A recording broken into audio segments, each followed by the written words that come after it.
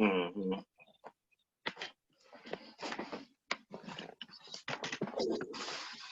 Is he on? Okay, all right, we're gonna go ahead and get started because I know he's trying to get on. Oh, wait a minute. Is he on? Yes, everybody's on. So I'm gonna mute everybody in the intro.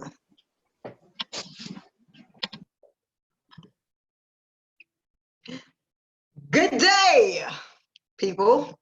Welcome to another episode of Love Language, the Round Table, and pray everybody's had a good week so far. And so we're back on. We took a week off last week, but we're never off. We still somewhere reading the Bible, you know what I'm saying, or talking about our people and you know how to fix stuff. So, but yeah, pray everybody had a good week and that y'all ready to dive into some more good, I think, good topics that have not been not that they haven't been ever talked about, but topics that should be talked about more on a more regular basis. So today's topic is all about courting, and I can attest for myself that I've never, like I keep saying, the first person I heard talk about a contract was Shema decades ago when we used to do the other radio station, and then I never had a formal lesson on it when I was, you know, in the respective classes I was in, and then even outside of that, I'm sure there's videos that exist, but they seem to be few and far between. So this is just, and what we're doing now is an attempt to continue the conversation. We don't, again, we always say we're not trying to,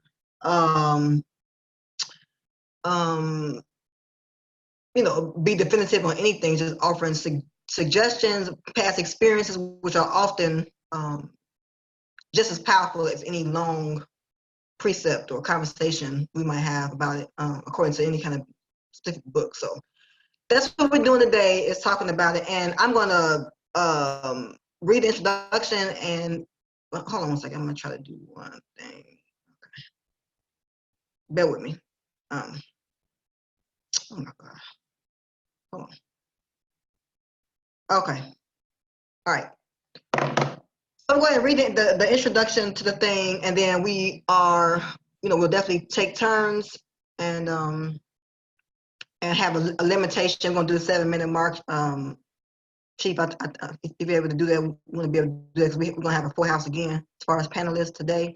So the details say, while the concept of courting has resurfaced in recent years, the process is often unclear, fraught with uncertainty, and commonly viewed as something that happens among churchgoers. So what is the difference between courting and dating? How do you know that you're ready to enter into a courtship? What are some do's and don'ts of the courting stage, and what outcomes must be clear before entering into marriage? So that's some of the questions we're going to talk about. If y'all want to switch up the questions, we always open to that. And what else I was going to say? Something about the questions, blah, blah, blah. Okay, so the order, we're going to open up with some initial thoughts, and the order will be Zebulon, Isaiah, Shamika, Shaul, Shema, and everybody's here today. Okay. All right, so we're gonna do that, and then I'll comment if necessary. So Zebulon, if you want to say some opening comments, you have the floor. And Shabbat Shalom, everybody. Peaceful Sabbath to those who observe it, and to those who do not observe it. Eventually you will. Definitely, I love this topic, mainly because this topic is very much avoided in the among Black people, period, but even more specifically amongst the children of Israel, those of us who know that we're Israelites. I think that courting is avoided because we've become complacent in American dating. American dating is popular because it gives you all of the benefits without any of the responsibility of the relationship. You're able to indulge in the fruit, and then after the fruit is gone, you can walk away with the basket being empty, and you don't have to. There's no refilling of that basket. So dating in America is it's the popular thing to do. So courting, when we look at courting historically, from ancient Israelite practices even to modern Hebrew practices, courting is a very touchy subject, because now those of us who are not really responsible and deal with accountability, courting makes you become accountable. And anytime you start talking about accountability amongst Yisrael, there's a portion of the population that gets their fringes in a tie, in a knot. So, like I did that. So I think that that this subject definitely, for the next 2 hours, I think we really should dive in. And that's pretty much it for now. I mean, obviously, we're gonna, as we always do, we're gonna unpack a lot of stuff in the course of the next 2 hours. So I'll yield to the next brother. I think that's Isaiah, I believe. I'm not sure how it's reading on your screen, tomorrow, but sure. Okay. Can y'all hear me? Can I get a thumb? Somebody? Okay, 2 thumbs up. That means I'm good. I'm gonna be real quick. At least I hope to be. This is a very interesting topic, as you know, you guys have already alluded to. Not really talked on much, or even from a biblical perspective. When you see things about dating or courting or going together or chilling or, testing things out or working through some stuff, those are all cliche terms that I seem to hear when we speak of these different aspects of being in a relationship with somebody. It's never from a standpoint of how it works out biblically. Maybe because there might not be a lot of examples biblically of anything outside of being married to somebody. So I guess with that standpoint, we kind of got to lean on what are some key factors that we want to make sure we stay in righteous while we trying to determine who we want to marry. And I think, in my opinion, starting off, that's kind of what courting is. You move past the, hey, I generally like this person, to, hey, I can see a future, and how do we establish that? So having shows like these give us the ability to see what the do's and don'ts is, or what are the conversations around do's and don'ts to what courting is and how it should be handled. Because, from a secular standpoint, or from, just a outside of a biblical perspective, as you said, Chief Zeb, anything goes. And that anything goes attitude has led a lot into some bad situations as far as marriages that don't work, or some bad situations as far as relationships on whatever degree that kind of breed a sense of toxic, other toxic situations. So we kind of want to, we get a chance to take a stab at those things to either help ourselves or help others avoid the many mistakes that are made out there. So I'm all for it. I'm going to yield there because I'm quite sure I'm coming close to my time. And I'm going to let someone else go ahead and grab the reins. All right, so I'm going to yield there. I'm not sure who's next, but speak on up. I don't know who's next. Yeah, I don't know who's next either, because I said it and I forgot. And then now the little squares have moved around. Me. Oh, hey, girl. Okay, so let's do the order now, because otherwise I'll be distracted. Okay, so Zebulon, Isaiah, Shamika, Shaul, Zaquan, Shema. Okay. Yes. No. Maybe so. Let's go. Shema. All right. Go ahead. It was Shema. It was Shema after you.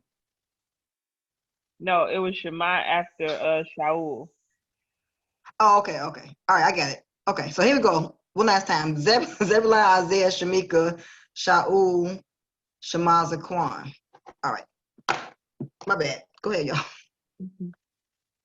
I don't have um, much of an opening, but I will just say I wish I would have courted for longer, and I think courting is very very necessary and very important because I think a lot of problems that you have in a marriage will be eliminated if you would have taken that time to get to know each other, and not so many marriages would end in divorce if um, if we move slower. If we move slower and figure out our do's and don'ts, our likes and dislikes, and what we will and won't accept from one another. So, yeah, I mean, that's how I feel. I feel like we definitely need support because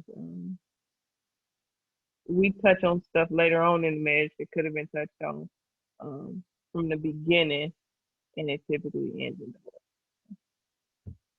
I just yield there.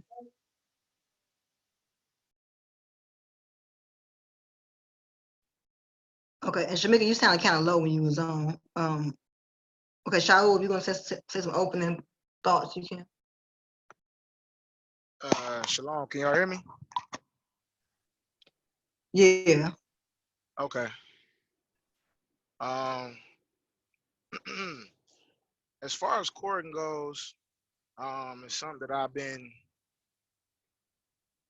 dealing with myself, researching, experiencing for the last few years. Um, but courting in a nutshell, I think the brother Zebulon and I forget the other brother that was talking earlier, but they made some key points. But he was talking about you basically get you basically getting the you getting a chance to taste in the fruit, but none of the responsibilities. And as we all should know, that is a Western mindset. You know what I'm saying? That's a Aleister Crowley or what they call it, a Kali Ma mindset, where it's just do whatever you want to do whenever you feel like doing it, and then justify it later. Justify those actions later. And that's basically what we're doing by not touching the topic of courting in the correct way. But when you touch on courting, it's many different aspects to it. It's not just courting in the sense that, okay, I see someone I like and I want to get to know them and let's take this a certain type of way. Though that is a part of it, taking it slow. But at the same time, courting opens up um, a whole bunch of different things like protection against virginity and chastity, making sure that women who have never had sex before won't be penetrated during the process until the candidate and the whoever the guide for the woman is, or vice versa, reach an agreement, um, and things like that. It also stops this loose promiscuity from taking place, where you see someone, obviously you want to get to know them because you feel some type of attraction, but a lot of the times it's sexual. And then what end up happening on a regular is that 2 3 months go by. Shit, I mean, some stories here, I'm being polite. Some Hebrews I know is a couple weeks, but a few months go by, and next thing you know, they get on Facebook and they say, "Hey, I'm in a relationship with such and such," and then some of them only last a few months, and then they get divorced, and everybody is it's like the talk of the town. Everybody is talking about it. You know what I'm saying? And it's a lot of embarrassment and stuff like that going on. Pictures being posted. Sometimes I have seen some that's lasted a couple of years, and then they split up. So it's to protect against those type of things. And so as a suggestion, and you can even find you can find small examples of this being done in the scriptures. It's just not a lot of detail on it. So I do agree with the brother when he said that it's not a lot of examples of it. But to be honest with you, it really shouldn't be. It really shouldn't. Well, I ain't gonna say it shouldn't be. It shouldn't have to be a lot of examples. It should just be common sense that you shouldn't be having sex with anybody um, with no commitment, no contract, no nothing. That should just be common sense anyway.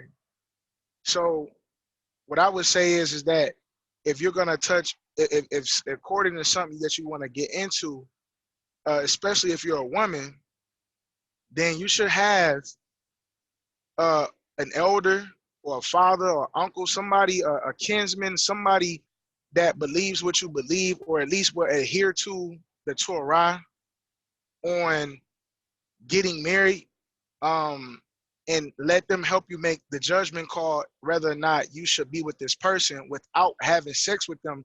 That way, if it don't work out, then when you guys split, or if y'all decide not to go further, you won't feel like you were defiled, and he won't have another body on his resume.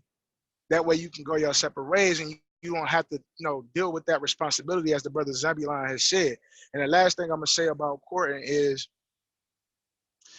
that it definitely should be done with a lot of time and dedication. It should be certain questions that should be asked, and it should be done with the intent to marry this person in the future. At least that should be your mindset. Like, there shouldn't be a time where you're entertaining other people if you're courting someone at the time. So if you're a woman or a man or whatever, and you're supposed to be courting someone, your mindset is supposed to be long term. This is supposed to be a lasting marriage. So you shouldn't be entertaining other relationships or any other type of endeavor. And that's not, and again, for brothers or whatever that's into monogamy or polygyny or whatever, I'm not even going there with it. That's not basically what I'm trying to say. What I'm saying is that it's just for it's just the respect level of the person that you're showing interest in. Not being distracted by other things, and actually giving them the attention, saying, to move forward in that relationship. That should be the mindset. And it should be done with a counsel, with a guide, with constant communication, with people that you trust, who have wisdom, that can guide you through that process. And that's what I got to say about it.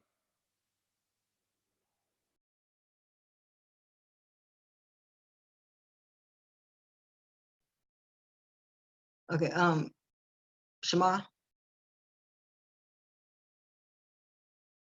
is he on here still? First of all, Oh, hey. shalom, mishpachah.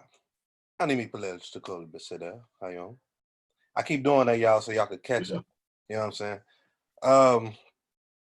First of all, I want to say to the lovely husband, wife over there, y'all look like a portrait. Y'all face have not moved. It seemed like forever. I just want to say that. But to go right into it, man, I appreciate all of y'all tuning in, those that's tuning in on Facebook right now, and also those that's actually within Zoom itself. This is a good topic. I want to start off by saying, especially for those that might watch us, that courting goes outside of just the Hebrew paradigm. It is something that's very, and I think even today, practice in Eastern cultures, other cultures as well too. But us over here, like you all have been saying, we've been westernized in a way to where we just really don't. I also want to say that as far as the know-how, I believe it's some people in our community that should come up with, like, what we would say a halakha, like a certain way, put information into court and promote it more. And when I say community, I'm talking about even outside of the Israelite or Hebrew paradigm. I'm talking about just in the Black community. It should be promoted, it should be taught. It actually is in certain literature that's connected outside, within the Tanakh as well. As we do know, the literature doesn't expound on a lot of things. So I just wanted to put that out there for those that's listening. But courting, for me, just an opening statement, right? Zebulon had brought out some things in the past, man. I don't know if he's gonna bring it out later, but it's not a set time of courting. It depends on the individual. I like how the brother Shaul, I think it was, brought out having either those that's within your faith, or those that respect it and want to see success with you and whoever you end up with. I mean, let's be honest, you know, courting more so is not, it's not going to guarantee success. But what it does more so is it forces you and the other individual to get everything in the open. It forces you and the other individual to learn each other, truly learn each other. Because a lot of times, if you think about it, I guarantee you most of y'all on here who know people that has divorced or broken up, or you yourselves, me, myself included in earlier relationships, the cause was not anything other than not truly knowing the person. Like the brother said, some people just jump right into, you know, from their attraction for one another. They don't ask the hard questions. They don't talk about the stuff that's going to matter in the future. So I like this topic. I'm gonna stop there. I ain't gonna take a full 7 minutes. I do think this should be taught to our children. That, you know what? That's what I will say right now. I think I got a couple minutes left.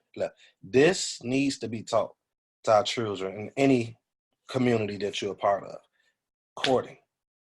It should really be pushed. It should be groomed. It should be influenced within the household in a good way, though, not like in a forceful way, and show the importance of it. Like the brother brought out a lot of good reasons as to why. He said the chastity, he said even virginity, you know, that's important because psychologically it starts to affect us as with our character, with our own character, with our own integrity, because of what took place with the past man we was with, or the past woman or women or men we was with. And don't let it start early in the teenage years.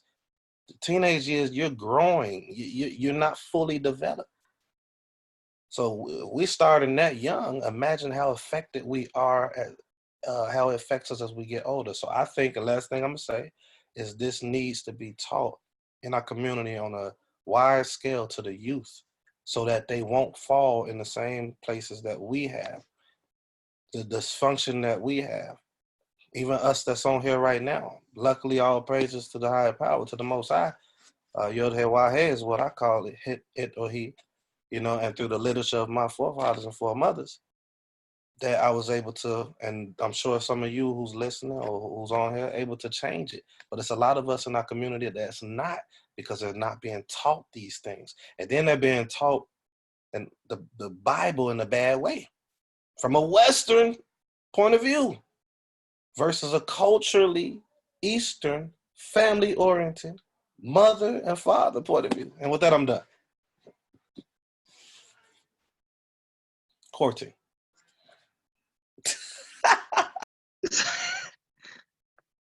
All right, Zaquan them. Go ahead. About Shalom. Can y'all hear us? It Yeah. sounds kind of soft. It's choppy. Oh, You got a mic, though. You got a mic.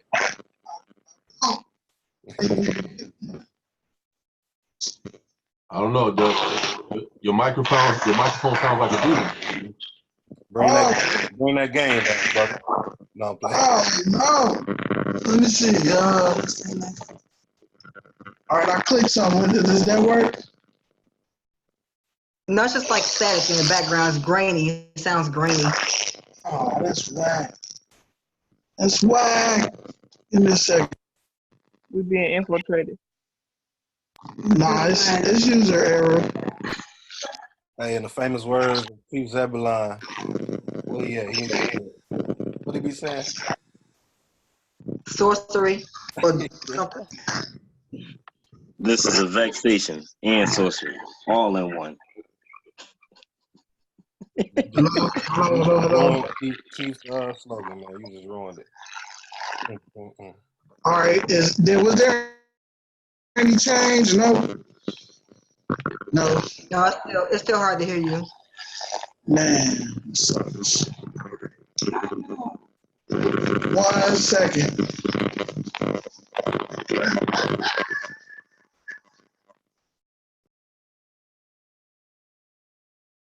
And while they're figuring that out, we invite everybody online if you want to jump on and add your comments to the Facebook Live. We welcome all of that. If you have materials or anything that we can look at after, people can look at after the fact, you can drop them in there as well. So we'll have some kind of written something after this conversation is over with.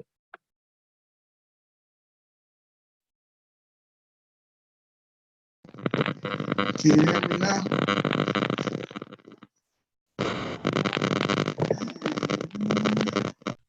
It's just, I don't know what, yeah, it's just grainy, now? so we can hear you. Oh, keep talking. Is that better? That's better. Hey now. Oh, praises. Oh, see, I normally use my phone and I'm using a laptop now.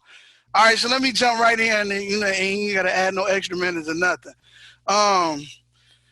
Courting, all right, just from my perspective in my house, I believe it's the essence of what Hamashiach, the Messiah, is coming to.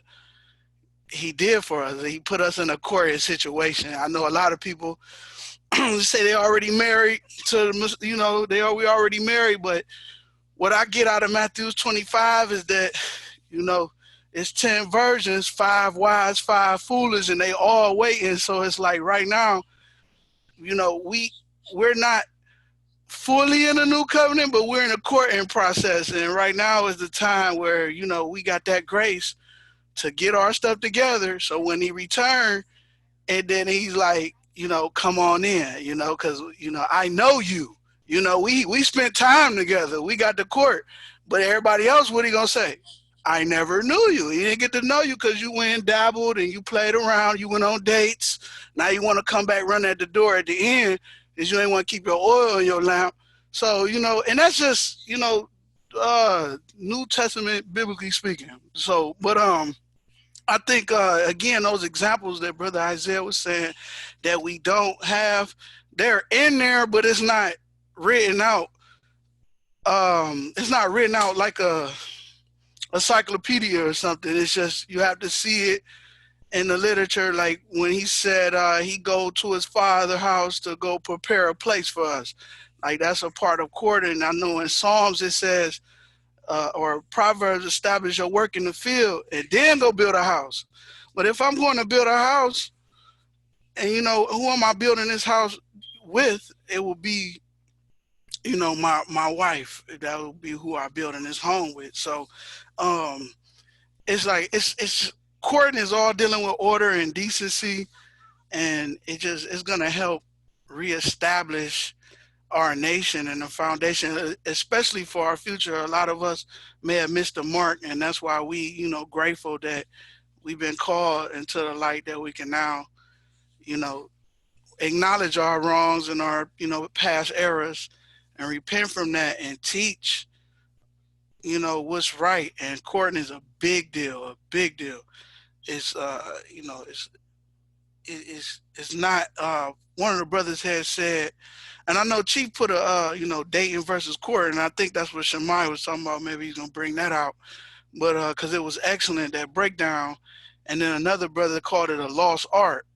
And so I agree with him. It's a lost art. And there I'll yield. You want to say something? Here, take it. Shalom. I just agree with everybody. And I know somebody had brought out how other cultures still court, and it doesn't guarantee success, but it definitely brings an establishment and an order and a decency to any marriage. And that's why, like, I don't necessarily disagree with the way that other cultures raise their children up to marry. I think it falls along the lines of you should raise your child up in the way they should go. I mean, not starting them out at 2, like, hey, you gonna marry? You just had a son, he gonna marry my daughter, But when you see how our children and us as a community get along together, we already know each other as parents, and we already know that we're respectable, and that we wouldn't have any issues with raising up our children together by way of the Torah. So I yield. Yeah, all good points, and y'all are cute. Okay, y'all look like a Hebrew Barbie. Hebrew Ken Barbie. Okay. No. Y'all might have to plug that back up. It's doing that little It's going up again. that, Okay, all right. like The Ring, that movie The Ring. Anyway, okay.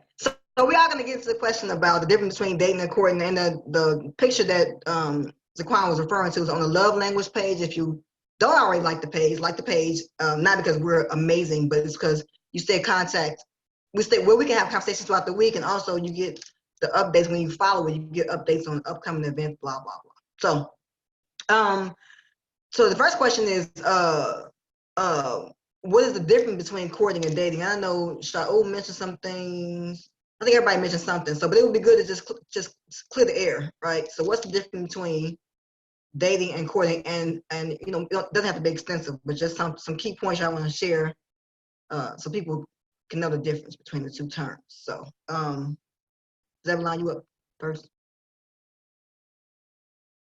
Kane, and I just wanted to just make a statement in reference to, I think Brother Isaiah brought it out first, and then kind of everybody seemed to kind of hint at it, and that is about as far as courting not really being outlined, so to speak, in the scriptures and whatever. And I think that one of the reasons why, and of course this goes along the lines of, when you're looking at the scriptures historically as a historical cultural work, as opposed to as a theological construct. The reason why a lot of things in the Torah are not spelled out is because certain things that were being written in that time were considered a given. Like going to the bathroom and wiping your behind was a given. So there is no law that says thou shalt wipeth the butt. It's just not there. Whatever like that. Whatever like that. Why? It's a given. These are things that you do naturally. Brush your teeth, clean your mouth out. All of these things are givens. So courting, because it was such a cultural institution, there was no need for there to be any outlining of it, because these things were already practiced as a part of the living culture. So it would only be redundant to even speak on it extensively. That's why you only see certain hints at it, because again, when something is known, there's no need to go into it further. I mean, how often do you talk to, let's say, do you talk to your spouse about Deuteronomy 28? At this point, it's like, it's given. It's like we don't have to go through all of that, because these things are already ingrained in us from day one. So you only speak about certain things that are not a given, like Deuteronomy 30, verse 1 through 8. That's not a given. So we go into those type of things. So culturally, courting in the scriptures is not really there, because it was part of the living culture, and and the culture lives outside of the confines of the written word. And that's but that's another subject in itself. But as far as the difference between courting and dating, I think the disasters that we see in American marriage bears witness to the obvious difference. That dating, again, like I said from the intro, dating allows you to have all of the benefits of carnal connections with the person without the responsibility of genuinely getting to know them. This is the reason why there's an underlying cultural platform with dating that implies what? After the first or second date, there's an understanding that she's gonna have to start putting out. That's the understanding. Like, we haven't even gotten to the point of, are we even marriageable? Like, are you even marriage material? And vice versa. And we're already talking about, hey, come on now. Third date, I spent $15 on a date. Come on. I got your pizza. What's happening? So there's that understanding in dating that we're going to be carnal from jump. And you'll probably get pregnant. And then after you get pregnant, and now we're sitting here trying to figure out, then we'll start saying, well, what should we do now? There was a good example on an episode of, everybody should know this, the episode of Martin back in the days, where Tommy and Pam first got together.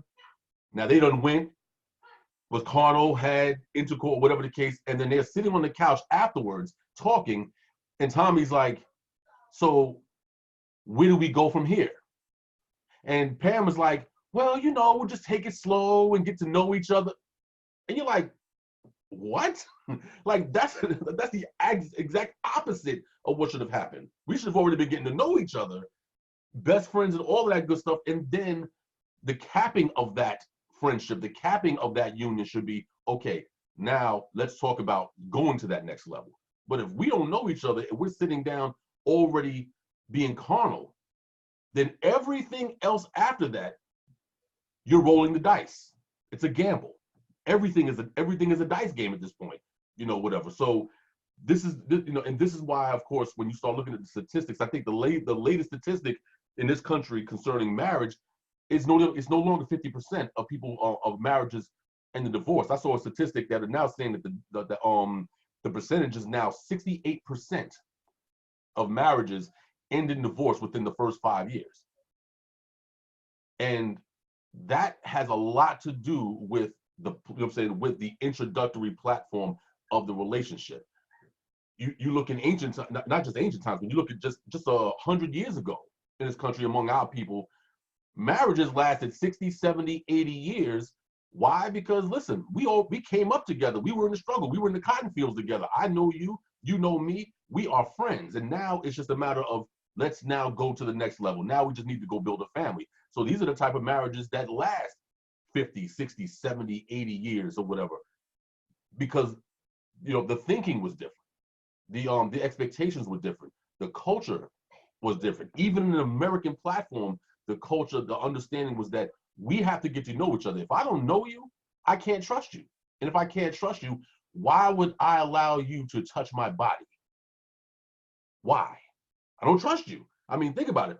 Would you let a random, sisters, would you let a random man that you've never seen before, doesn't know you, would you let him come up on you and touch you?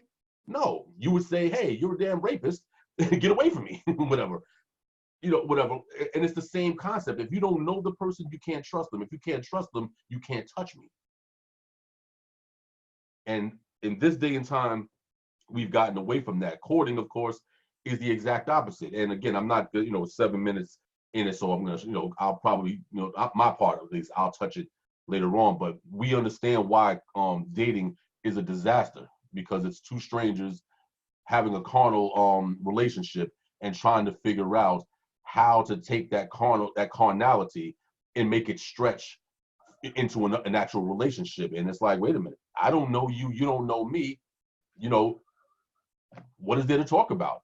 Oh, there's nothing to talk about. Let's just go have more sex. And there's a disaster. So, and my time is up, so I'll concede. All right. How do you follow that up? Straight facts, as they say. We all know, at least here on this show, I believe, just like the previous discussion we had on this topic, intercourse is not meant for the dating stages. I'm quite sure even some of us have experienced that and seen the failures that lies. We kind of doing things backward at that point. So, I mean, that's been stated a few times already, so I'm not even going to go into mentioning that again. I think the question is, what's the difference between courting and dating? I think the major difference outside of physical is the levels in which we get to know each other. On a mental level, being able to talk, what we talk about, those things. Dating, there's a lot of, as they say, small talk or short conversation. You don't know this person. In some cases, they are complete strangers to you. That courting process separates that. The brother earlier spoke on, comparing it to those who are Bible believers are, even dare I say New Testament believers, the conditioning in which we are getting the understanding of Christ, getting prepared for that marriage. That's in my quick summary of courting. I think that's what that is. It's that preparation to see if you two are marriage worthy beyond the I like you, you like me, we know each other's names. It's taking a deeper look or a deeper perspective into who this person is. As Shema likes to say, putting things on the table, even those tough things to speak on. A lot of which don't necessarily get covered in dating, which why anytime you move past this stage and just go right into this is my what they say, wifey, husband, before y'all have an opportunity to learn each other, it fails because y'all move too quick. So it's definitely slowing things down and saying, okay, I might be physically attracted to you, but learning to gain that mental attraction. So I'm gonna keep it short and yield here, and because I know everybody else is going to expound a whole lot more. So y'all got it.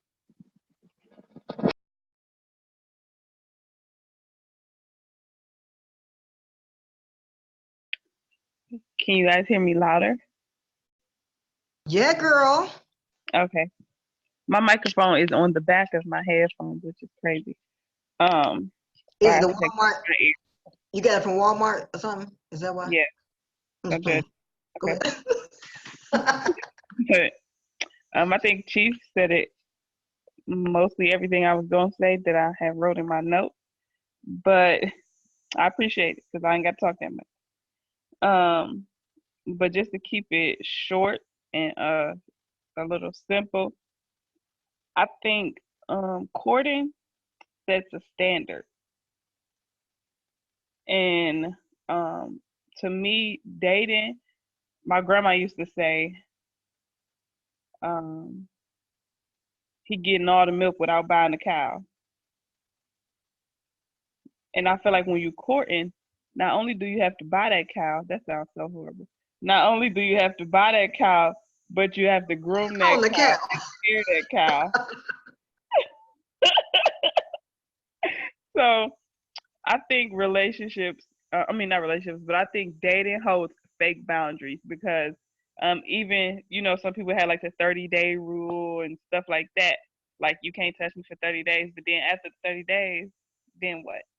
Y'all still don't have no understanding on what y'all doing moving forward, how things are going to pan out for y'all relationship wise, and then next thing you know, you 10 years in and you trying to force this man to marry you. But had you courted, all this stuff would have been discussed, talked about, and y'all would have seen whether it was um if it was gonna happen or not, and y'all could have not wasted all the y'all time and all these years. So for me, courting sets a standard and has comes with great understanding, whereas dating has fake boundaries and no understanding. And I'm just gonna leave it there because Chief said everything. That's actually a lie, but I understand what you're saying, though, sis. So I guess it's my turn, right? Yeah? No, I think it's Shaul. Oh. Yeah, I'm here. My bad. Okay, yeah. Okay. Okay, so yeah, brother Zebulon, man. As far as dating, I can't follow that up, man, because I think he touched on key pieces when it comes to dating. So I just talk about courting or the difference between what courting is versus dating. So I keep hearing everyone say about getting to know each other during the time of courting. And it's like courting is not necessarily, again, this is my opinion, but it's not necessarily about getting to know someone, because you got your whole life for that once you get married. but it's just about what a person says or their vision minus their action or times their action. So it's the courting process is just especially in this type of society. In ancient times, it would have been a lot different because it was already, like Zebulon said earlier, it was a given. It was expected for a man to have his stuff together. So if a man brought dowry or whatever the all the other aspects that the Torah talk about as far as trying to marry someone, once he brought that, it was already a given that this brother was able to take care of a family. So when it comes to courting, it's really courting is just understanding black from white. Asking simple questions, asking, just to see where this person's mindset is at and where they at in their life, asking them important questions. But when it comes to like truly knowing someone, what I'm saying, which is which I would call the gray area, that is a lifetime worth of commitment. What I'm saying? That's what one of the aspects that'll make the marriage or the relationship, which I'm gonna say marriage and not relationship, that'll make the marriage that much more worthwhile, is exploring the subtle, idiosyncrasies, what I'm saying, of the person that you're trying to be with. What I'm saying? But courting, that's what I would say courting in a nutshell is, just to keep it short. It's just figuring out what a person says times their actions. You know what I'm saying? Without any physical commitment. So can they prove the things? Can they prove themselves? Or can both of you guys prove yourselves to each other? Can you substantiate the answers to you guys or to you guys' questions, and whatever this guideline is going to be? Can you substantiate it? And if you can substantiate it, then really it's just about building a certain level of chemistry, not necessarily from a physical standpoint or a sexual standpoint. It's just taking it a step further and saying, okay, let's commit to making this something official and go through the phases or the process of getting married. And then after the marriage, you guys get physical from there. So that'll be that's my view on the difference between, courting and dating. Of course, I agree with Zebulon when it comes to dating for sure. Like it's just, in Shamika, it's just basically getting the milk without buying the cow. And that's basically what dating is. And you ascertaining other relationships and other attention from other people. You know what I'm saying? When courting is just, okay, we're going to focus on each other and going through the steps, step by step, until we reach a climax. And after that, we get to that climax, and I'm talking about a mental or psychological or some type of spiritual climax, and see where we're at chemistry wise when it comes to those three things. And then you guys move forward with the physical aspect from there with, of course, wise counsel. So that's my words.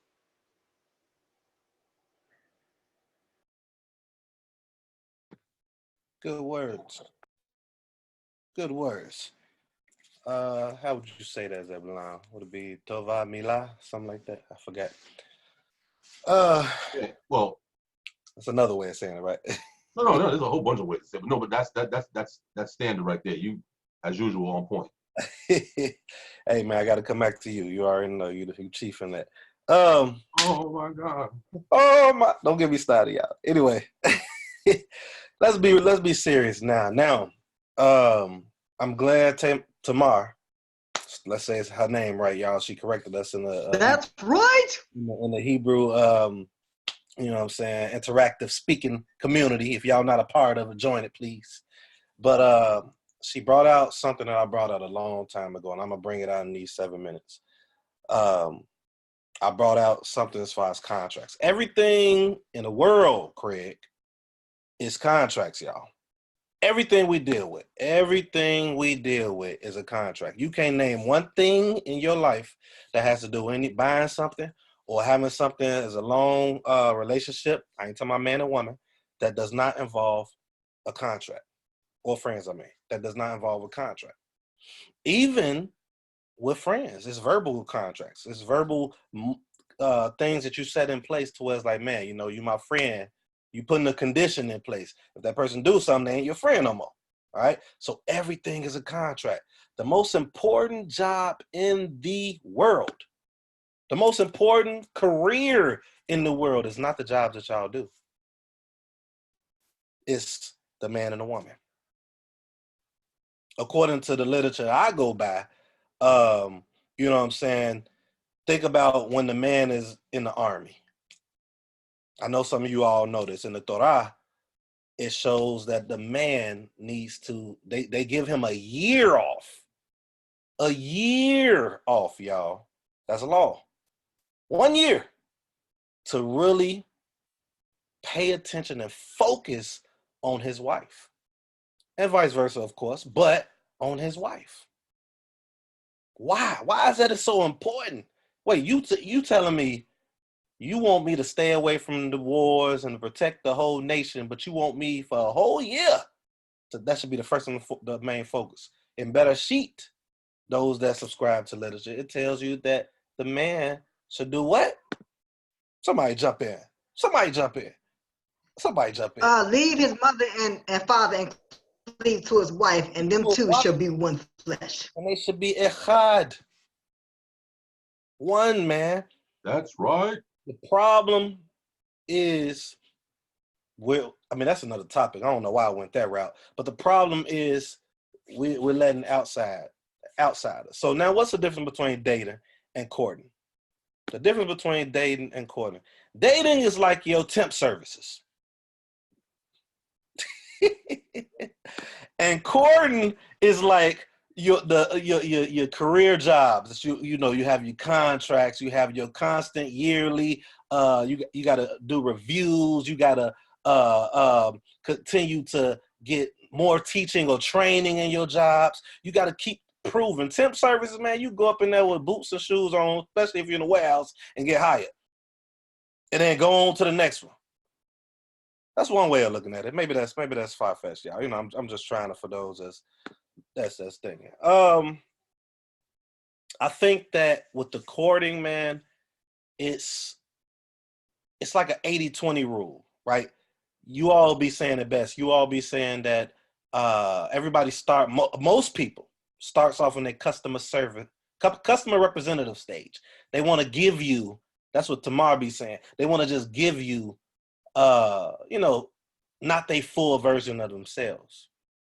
So I agree with the brother Shaul when he brought out, but in addition to it, not but, I hate saying but after, I agree with somebody. So I'm going to say in addition to what he said, I think also it is getting to know that true person. Because that first month, they can be what they is, unless they true, a true individual. Second month, they still not who they are. Third month, they still, but sometimes it's going to break in 6 months. Think about it. Most people break up in 6 months to a year nowadays. Why? Because that little honeymoon stage is over, or they wasn't being true or putting it all out there. Courting brings out the true identity of a person. Dating does not. Dating doesn't bring it out until it's too late. Dating does not bring it out until it's too late. But courting, you putting it all out there. And then, like the brother Shaul said, now let's see if how you've been acting is consistent. Courting is about finding consistency in that person. And then when that stage comes to where you bring the elder or the elder is both man and woman, elder, you know what I'm saying, or family member that's probably not a part of what you are, they can give that extra advice.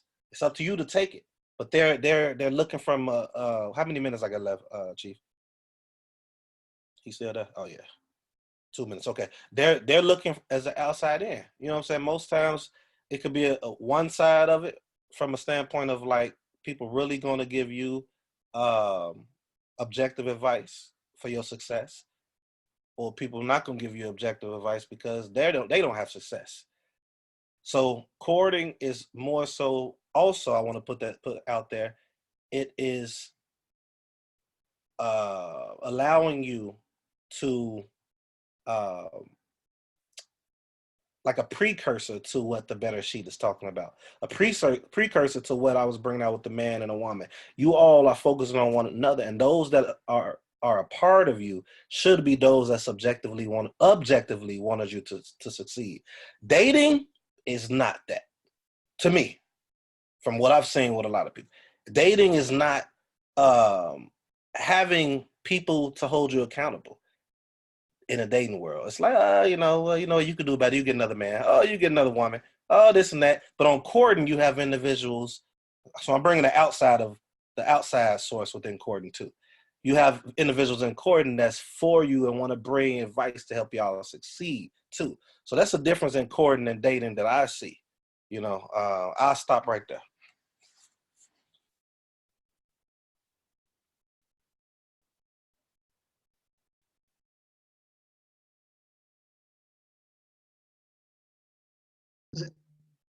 Zaquan now. Yeah, it's Zaquan and them. We right here. Can y'all hear me? Bring it out, Doc. All right, cool. Hey, Shamai, you touched, you touched right there where I was gonna start at. So you did. I mean, the spirit is moving. If y'all know what I mean. But the courting aspect is it's like a national standard to it, though. It's dealing with our nation. It's kind of like Chief said. I know everybody said that, but you said you hold weight in your words. Like Chief said, though, that what did Chief say? I don't forget. Like he said, dealing with I said it's a national thing, so it's dealing with on the level of our nation, and that's what he said. Thank you, all praises. It's not. It's a standard thing. Like, that's why we don't have too many details written in the scripture. It was common. It was common amongst our nation. Whereas dating, the rules are made up as they go. So, it's hit and miss. And as we can see statistically, a lot of people are failing in marriages. So dating is not working. Whereas courting, you have the father involved. You have, your congregation involved. It's a national thing. So that, I would say, that's a big difference between courting and dating. The rules are just made up as you go. Some examples of the law. I think a lot of, like, when the word got heavy in me about courting, I applied in my day-to-day conversations. So when brothers, at work get to complaining about child support, I ask them, I say, well, did you court? And they be like, no, what's that? So I break it down to them, and then they like, nah, man, what if I'd have did that? Then exactly, if I would have did that, previously, so we can relate and build off of there. So, it definitely, if dating has a 20% chance or a 10% chance of working, then I'll say courting is at 90, which is way better than, what we have in front of us. Another example, if a man entice a woman and lay with her that's not espoused to someone else, he got to go to the father and pay that dowry, right? Whether the father agree or not. This type of accountability is going to avoid a lot of heartache, and it's going to make a man think like, I don't got the money for this. So he ain't about to, he going to consider different. So, that's why all this darkness and lawlessness is going on, because, we don't have it. So the courting is the complete opposite of dating. And whatever I highlight on courting, dating don't have, so that's pretty much how that go. I'm gonna yield here and see if my she don't have anything. So yeah, let me see how much time I got. Appreciate. Okay.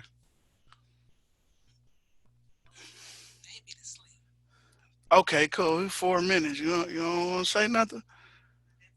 Yeah, you want to speak on any difference? I think you touched it as far as the parents being involved. The parents, the nation. Yeah, that's pretty much it. Accountability and responsibility. Shaul spoke on, getting to know people, or rather knowing that person all your life. Well, courting is the and then taking what Shaul said and Shammai said again, and just merging those together, courting will be the initiation of getting to know this person that you about to know for the rest of your life. So it's like you working through that time again, like Brother Shammai said, about Exactly. So in about like 6 months, you gonna know this person's character. You're gonna know if this man is he a provider, or is there, weeds growing all around the thing because he's lazy or whatnot? Is he going to protect you? Somebody get to barking in the street, do he tuck his tail or what? Or is he going to speak with authority? Is this the type of man you want to deal with? On the flip side, is she there to support you, help meet your goals?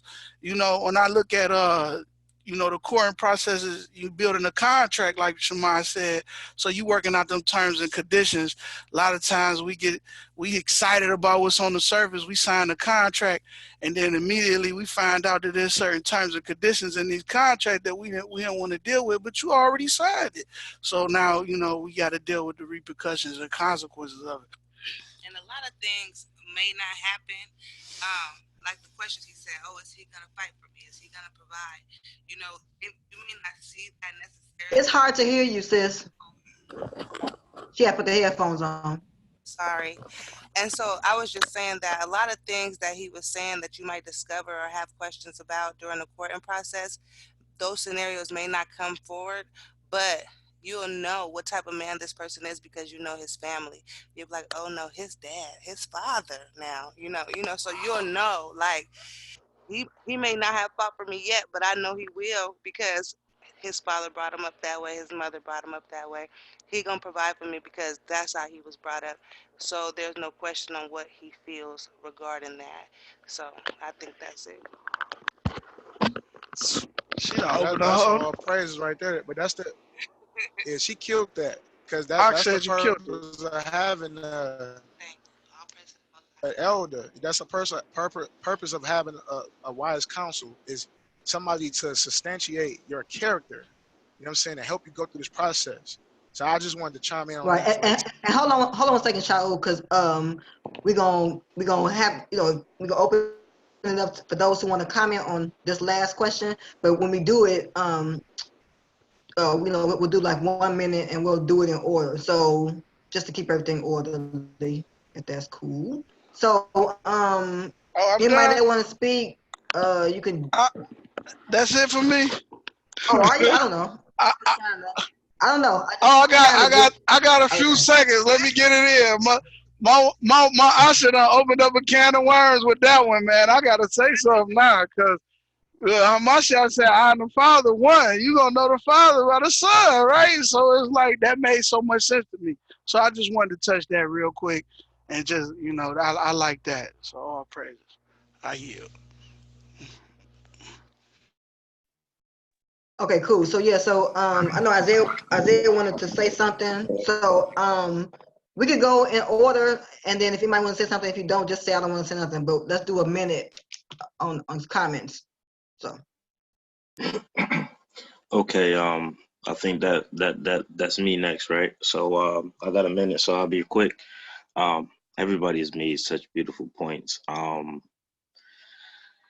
Accountability and responsibility, I think, are the key cornerstones behind courting. I don't know if it's been said, but it was on my mind as everybody was talking.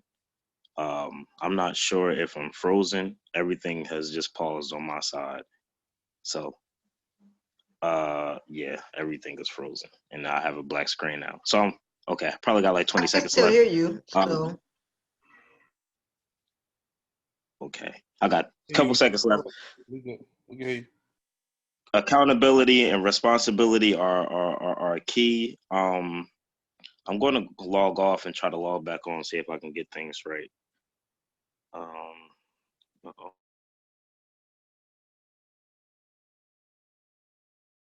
okay. Do anybody want to say anything? I do. Can y'all hear me now? If Okay. anybody else gonna speak, I will. I'm good to go. All right. I wanted to add to, I had cut myself off when I said the 80-20. I think I was basically trying to say, like, what the courting will give, get you a chance at. You're not gonna know everything about a person until you're with them for a while. But the courting gives you that time. Going into contracts real quick. I actually had told Tabar and I told a couple other people when we was all talking about it, that the next person I was with, I was gonna do contracts before. And what the contract basically does is just hold y'all accountable to things. Of course, things could be modified with any business. I look at relationship like a business. It's the biggest business in the world. So it's the most important one. Let me know when my minute almost up to. So it's like things gonna change and get modified, but you have a standard. You just have something in place so that you both can, like you all keep saying, be accountable to the word that you all put out there. So you can't say, oh, we didn't talk about that. Yes, we did. Check this out. You know what I'm saying? Let's go through this. Kindly, humbly, we can go through it, but, it just helps, man. This is my take and what I see. I mean, maybe we should have a show one day on contracts in a relationship. That would be ridiculously awesome, I think. Yep, it's done. We're gonna do it. Most High willing. Mm-hmm.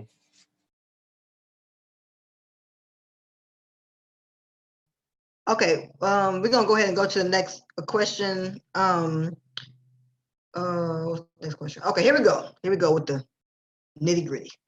What are some do's and don'ts of the courting stage? So, if you have some understanding about, I know we talk about a lot of different things, but maybe speak on do's and then speak on some don'ts, and we can get it going that way. So, Zebulon, you want to go first? Kane, hey.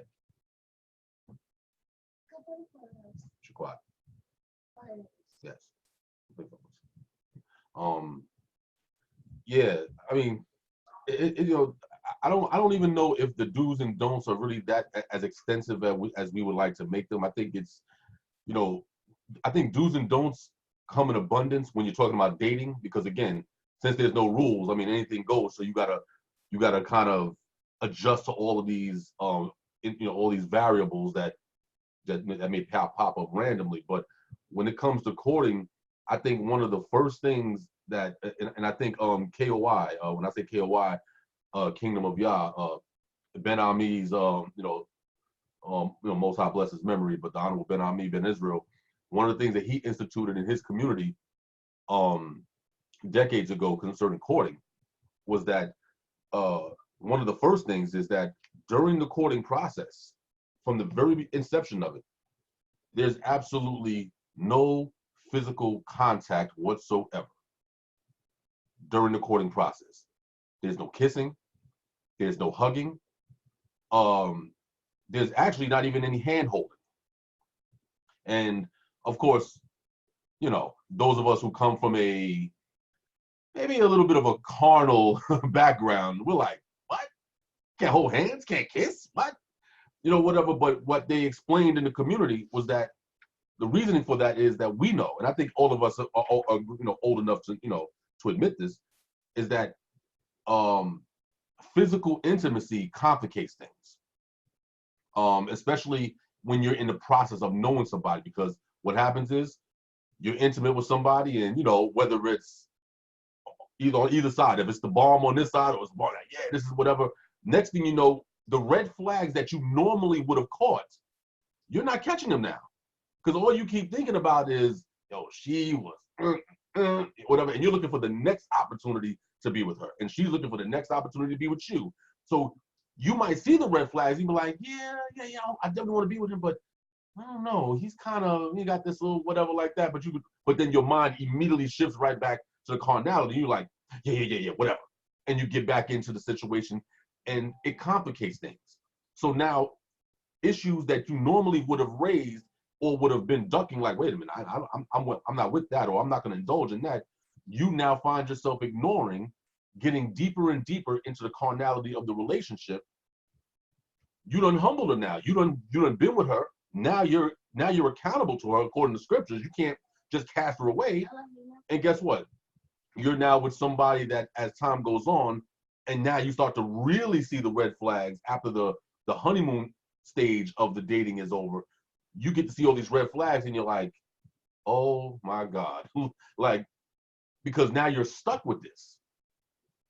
Now you have to, and I think, I'm not sure if it was, I'm not sure who said it, but someone made a comment about, maybe it was Shamad, that now you have to kind of maneuver around and try to make a situation work that should not even really work, but you're trying to make it work because you've already invested in this situation. You've humbled her, or she's humbled you. She's been involved with you. So, you know, so again, I think the community did very good in instilling that concept that no, you do not have any physical or carnality in the, you know, in the inception of courting. Courting is only for intellectual purposes, of intellectualizing what this person brings to the table, what you bring to the table. Everything is done logically. Everything is done logically so that red flags are seen. We can discuss these red flags. You know, if he has an issue with her, he can address those issues. We can address it. We're sitting there, we're talking like friends. And I think that one of the things that we kind of overlook, even in the dating process, you know, amongst African Americans, is that you ever hear about, you know, sometimes women will put a man in the friend zone. They'll just throw him in the friend zone, and he's a good friend, but she'll never consider dating somebody who's in the friend zone, but will date someone who she doesn't really know, and will give her body to, but never to the friend. And I think that the courting process eliminates that, because during the courting process, that's all you are to that person. You are a friend. You're getting to know that person on the deepest possible levels, intellectually, emotionally. You already know what she's bringing to the, you know, to the table spiritually. And I think all of that has a lot to do. All of that has to do with how the community, if you're involved in the Israelite community, that how the community has raised you up to be. So if you come up as a young child in the presence of this other person, if you're the man and you came up with this woman in the same community, and your parents knew each other, and y'all coming up, you already know what that child, you already know what she's working with, because you know what her parents are working with. She knows what you're working with because the pedigree of both families. So when you get to the age of marriage, of courting and marriage, it's just a matter of getting to know you, just a little certain details, because all of the most important stuff has already been revealed to you during the process of growing up in the community. And I think this kind of goes into a whole nother subject of why why courting makes more sense when it is in the confines of a Hebrew community, as opposed to trying to do it in the confines of African American construct. That's when it becomes difficult. But when you have a community that supports that concept, whatever, now you know when you go to picking a woman, you already know the pedigree of the family. You're like, oh, that's Chief so-and-so's daughter, or that's Prince so-and-so's daughter. Oh yes, I already know how she's rocking. Cool. We don't have to talk further about certain things because I already know how you rock spiritually. I know how you rock culturally. I know you can cook. I know that you are feminine but assertive. I'm with that, no question. And you're looking at him like, oh, he's Prince so-and-so's son.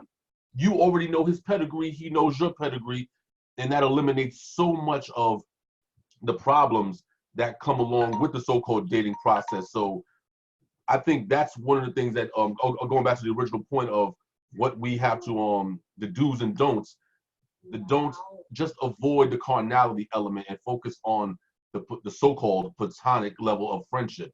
You lock the friendship down, you lock all of the intimate details of friendship, everything else becomes much more easier to flow with once you've gotten the friendship. If not, you're just rolling the dice, and you're know what I'm saying, and you're gonna crap out.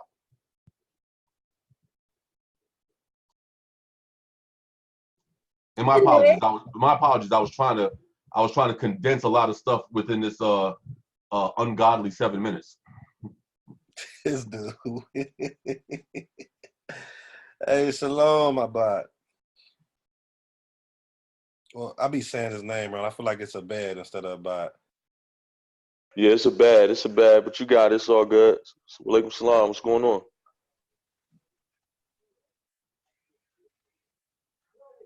So we just hey bad we going down the line and we're gonna add you in. We've been doing this 7 minute time limit to keep everything structured. So next we're gonna go to Isaiah and then we'll get to you shortly. You just bear with us.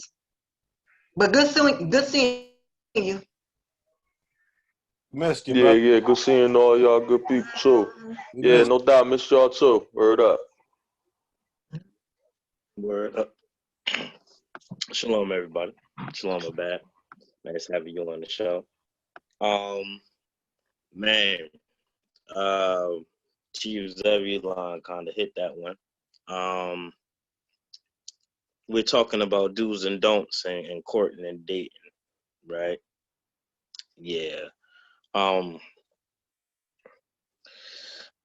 I understand how everybody is saying that there's dating has no rules. I think with this show we could kind of color it so it does. Um, I guess everybody else, I mean, here definitely agrees that sexual encounters are for marriage. Okay, sexual encounters are for marriage. I think that's a pretty much agreed upon point on this show. Um, Dating, as far as do's and don'ts, versus courting, I think courting has all of the same rules as dating. Dating does not have the rules of courting. I think that's a point that needs to be stated. I mean, I know the brother Shaul said we have a lifelong time of opportunity to learn who our partner is, but I think courting is taking that learning a step further from where it was at dating. I think that needs to be said also. That so just adding to that point. Shema made a good point of you know, responsibilities and everything should be taken into account recording. And testing that person's character, faith, and everything else to see who they are. You get all of that from courting. Dating, I like the ideal of establishing some dues. I know it's pretty crazy and hectic, but I think dating is that finding out if a person is worthy. We on question 3. I'm discussing the wrong thing. Oops. Yeah, the question is what some do's and don'ts of the courting stage. Yeah, that's what I was. Of the courting stage.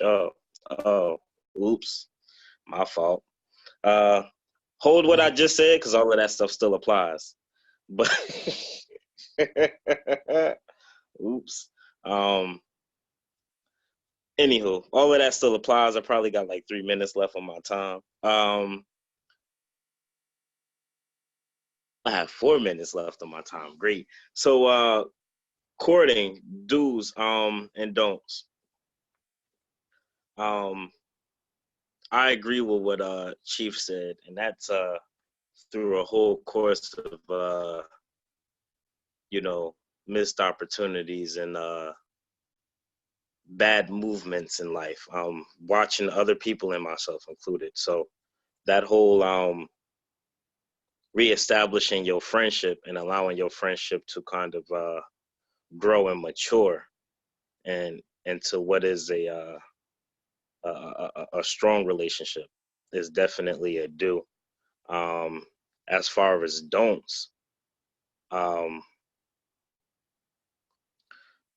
putting burdens on people and allowing them to be who they are, and just learning what those things are instead of expecting change or anything else. A lot of times we go into relationships expecting more than what others are willing to give and vice versa, and we don't pay attention and we miss some things because we expect them to be who we want them to be and not who they are. And that can be very divisive and cause destruction to a friendship and anything else. So that would be a don't. And I'm probably creeping up on my time because I wasn't paying attention. So I'm gonna yield it there and let everybody else kind of do what they got to do.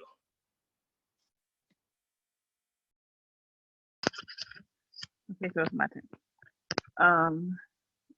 Some of my dues with it's kind of the same.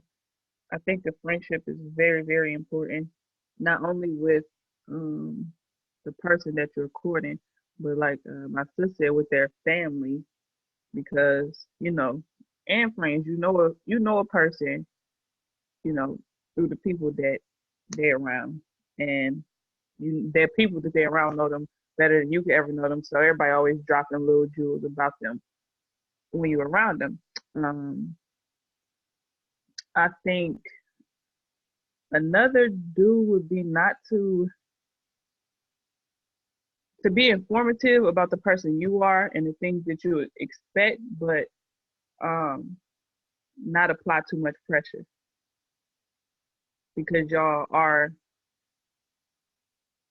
It's a new stage for both of y'all, so I don't think you should apply too much pressure. Like he was saying, there's a lot of stuff that y'all get to know about each other down the line. You're gonna forever be getting to know a person because a person is forever changing and forever growing. And so I'll keep those short, but because I agree with everybody else's dues. But for me, some don'ts are also the physical, absolutely. And then I just had it in my head.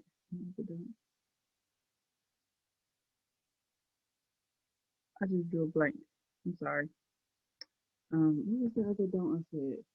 Oh no, I think don'ts are subjective. It's like a personal thing because even though not everybody um not everybody has to be physical to be tempted, and you know your temptations. So I think it varies person to person. So if you have to know yourself and understand yourself. So if you know your triggers and you know your temptations, then those are things that should be boundaries and don'ts in y'all's courting stage. Those are things that you should avoid so that y'all can continue a clear-minded, genuine bonding experience with one another. Because I know some people like if they drinking, maybe you can't drink with this person because it triggers this or it makes you act this way. So certain things is really personal. You got to know yourself to be able to set those boundaries, and that's a do. Y'all have to set boundaries from the beginning, so this person know what you don't want to happen, and you know what that person don't want to happen. So yeah.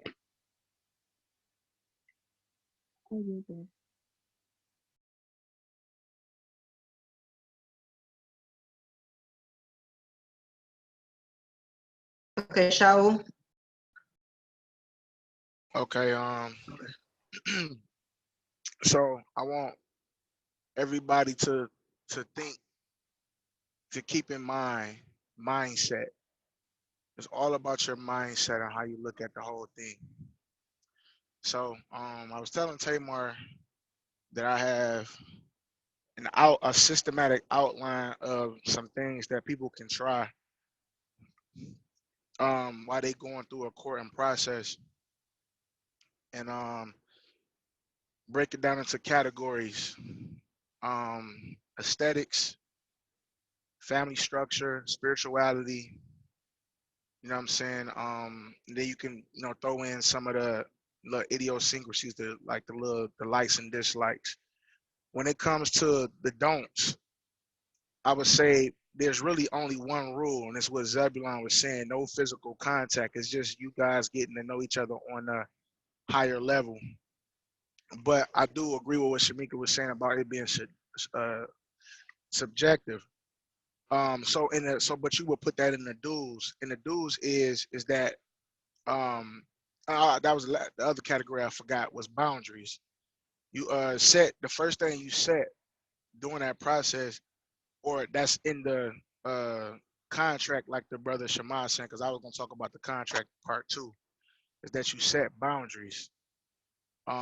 That contract is what those boundaries are.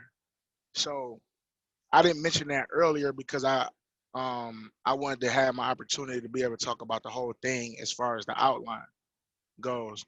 But Shema is correct.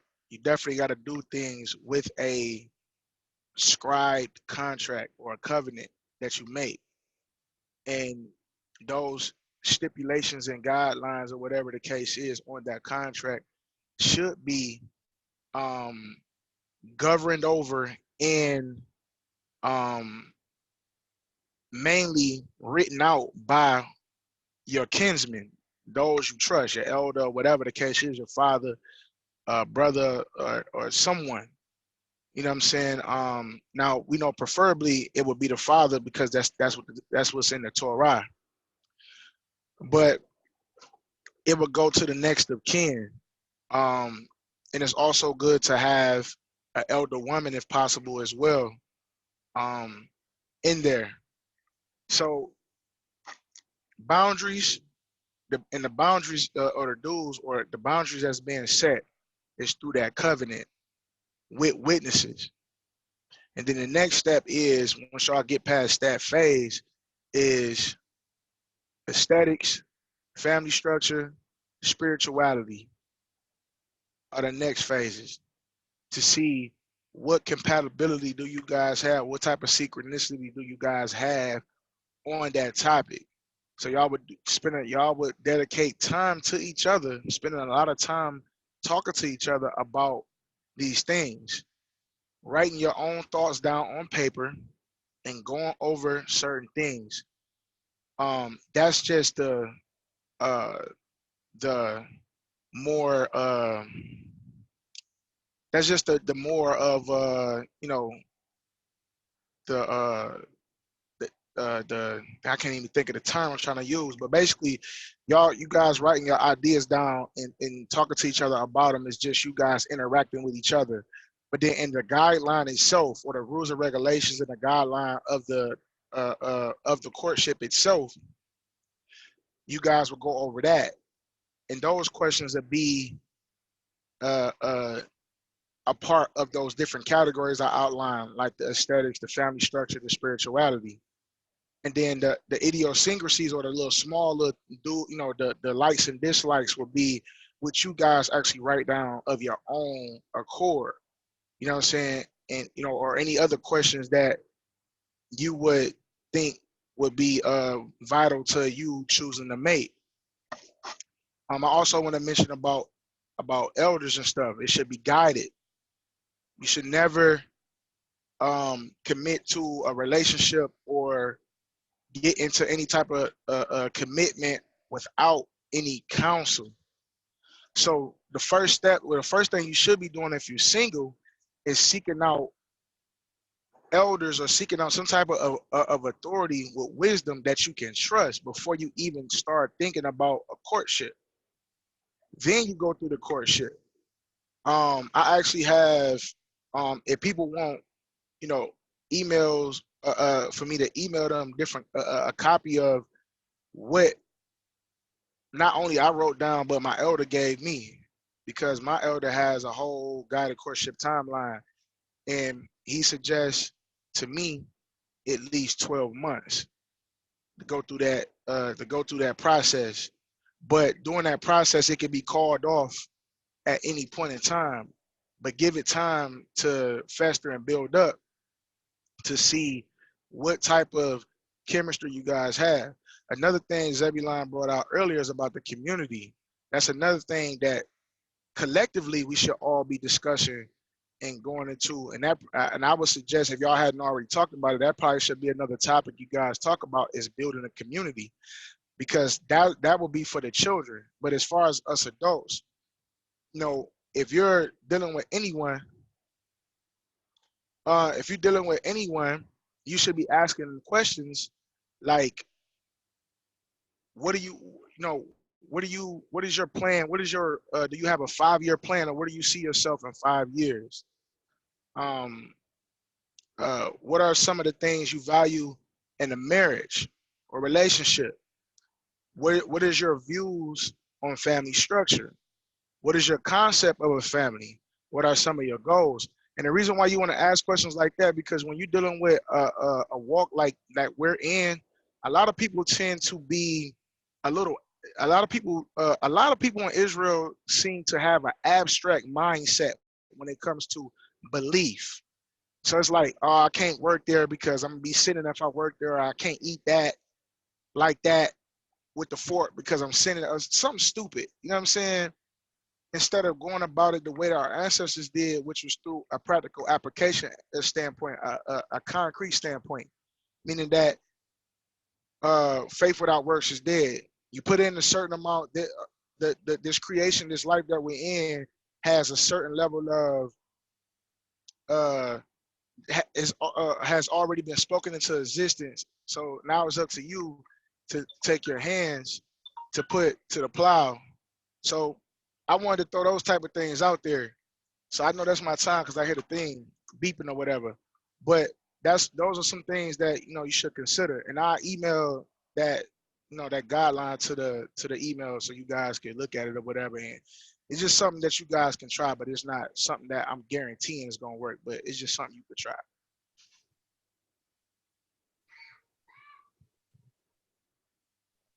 Thank you.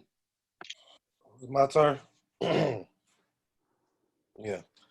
All right, man. That was some good stuff. I'm gonna try to be short. Before I get started, I want to say most people on here identify with the same journey as I do. Ahi or Abed, we do know that he Muslim Islam. So point of me saying that was this platform is for, I put it for everyone. So I want us to try to keep in mind too that like some of the listeners that we have might not even be a part of our walk. You know what I'm saying? Some of them might not even have a walk to begin with. So it's like, do some of these things, but I say speak what y'all want, of course. I say speak and be who you are. And all of it is great advice, really great advice, honestly. I just also, in addition, want to, if it's people that do watch outside. I said this earlier when we first started too, because we're seeing a real fall. Hopefully, did my time start already? I think it did. Destruction in our community, even outside the Hebrew paradigm or even the Islam faith. So that was like kind of the point with the platform, also in our community. I like how the brother brought out we should start a community, man. There's some people doing it, but I'm with him, man. I just wish that we can, because it'll be better. We'll be a lot more successful, man. The do's and the don'ts will be more applicable, because even within our community, just speaking on the community I'm a part of, it's on a wider scale, a bigger scale, it's not being taught. Courting is not really being taught. It really isn't.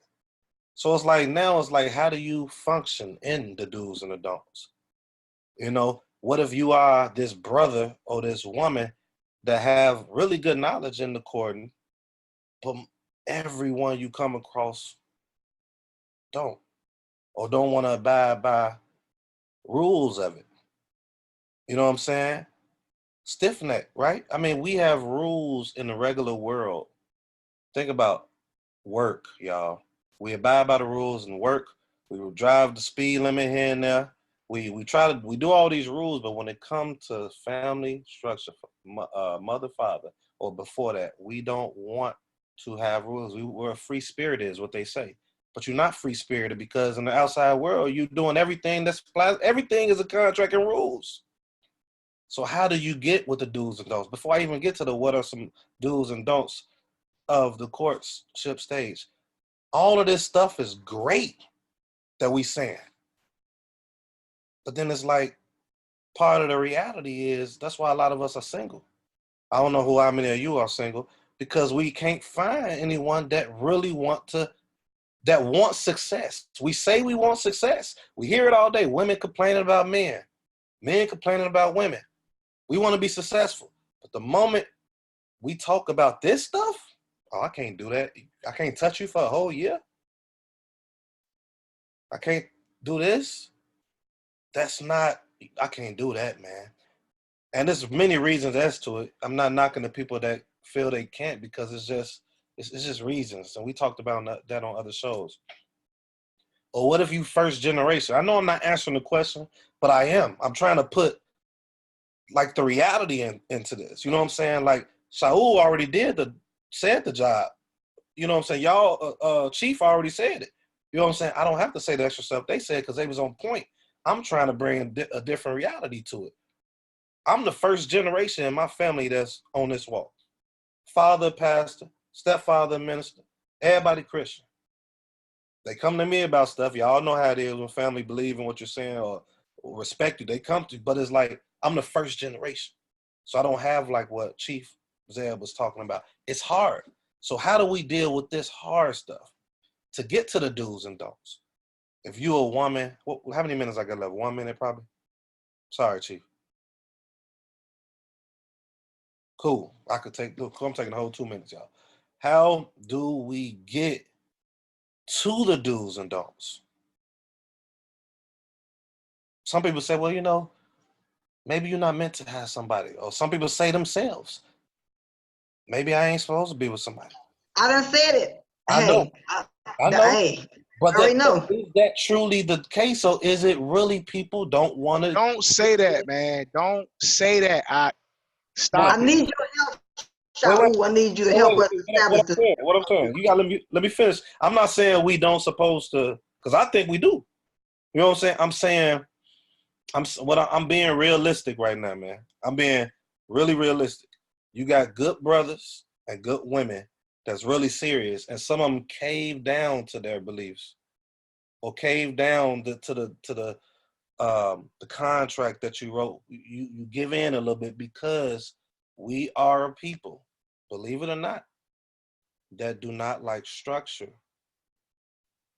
And courting is structure leading to the potential chance of success. I won't say success because anything can happen, but it's more structure. Last thing I'm gonna say, the reason I can guarantee you that it's more structure and the probability of success is real and true is look at all the businesses. Look at all your jobs. All of it is contracts and accountability. One part of this last thing I want to say, when you go in a gym and you sign up for a gym membership, they supposed to do this. I'm sure some of you, what the first thing they do is they show you around, show you what they got, just like y'all did. Or, you know, in the case of my brother Allah did, with the people, showed the power, showed what he can do, or it can do, all of the above, showed the benefit. And then after that, put forth the contract.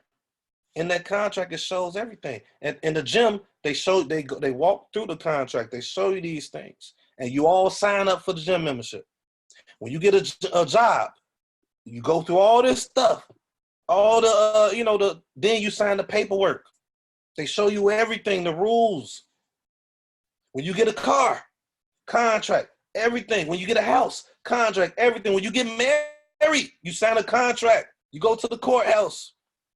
Everything is contractual. But when it comes to us, man and woman, we don't want to do it, and that's why we fail more than anybody in the world. The so-called black people. I ain't even talking about religion right now. We fail because we don't want to go about it. Now, but granted, I think also because we don't like the standard of the Western, like the Western. We'll go back to the Eastern way. We still won't like that. One of the brothers has said, how many minutes? I got a few seconds left. I'm done. Oh shoot! I'm gonna close with this. You should have cut me off. My bad. The sister, Khayil, that's how I say her name. She said something about even choosing the person that some along the lines of choosing the person that your son or your daughter is. That's awesome. With that, I yield.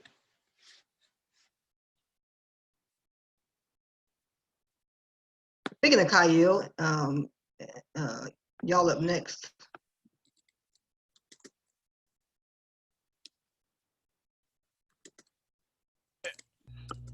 Shalom, shalom. Wa alaikum salam, Aki.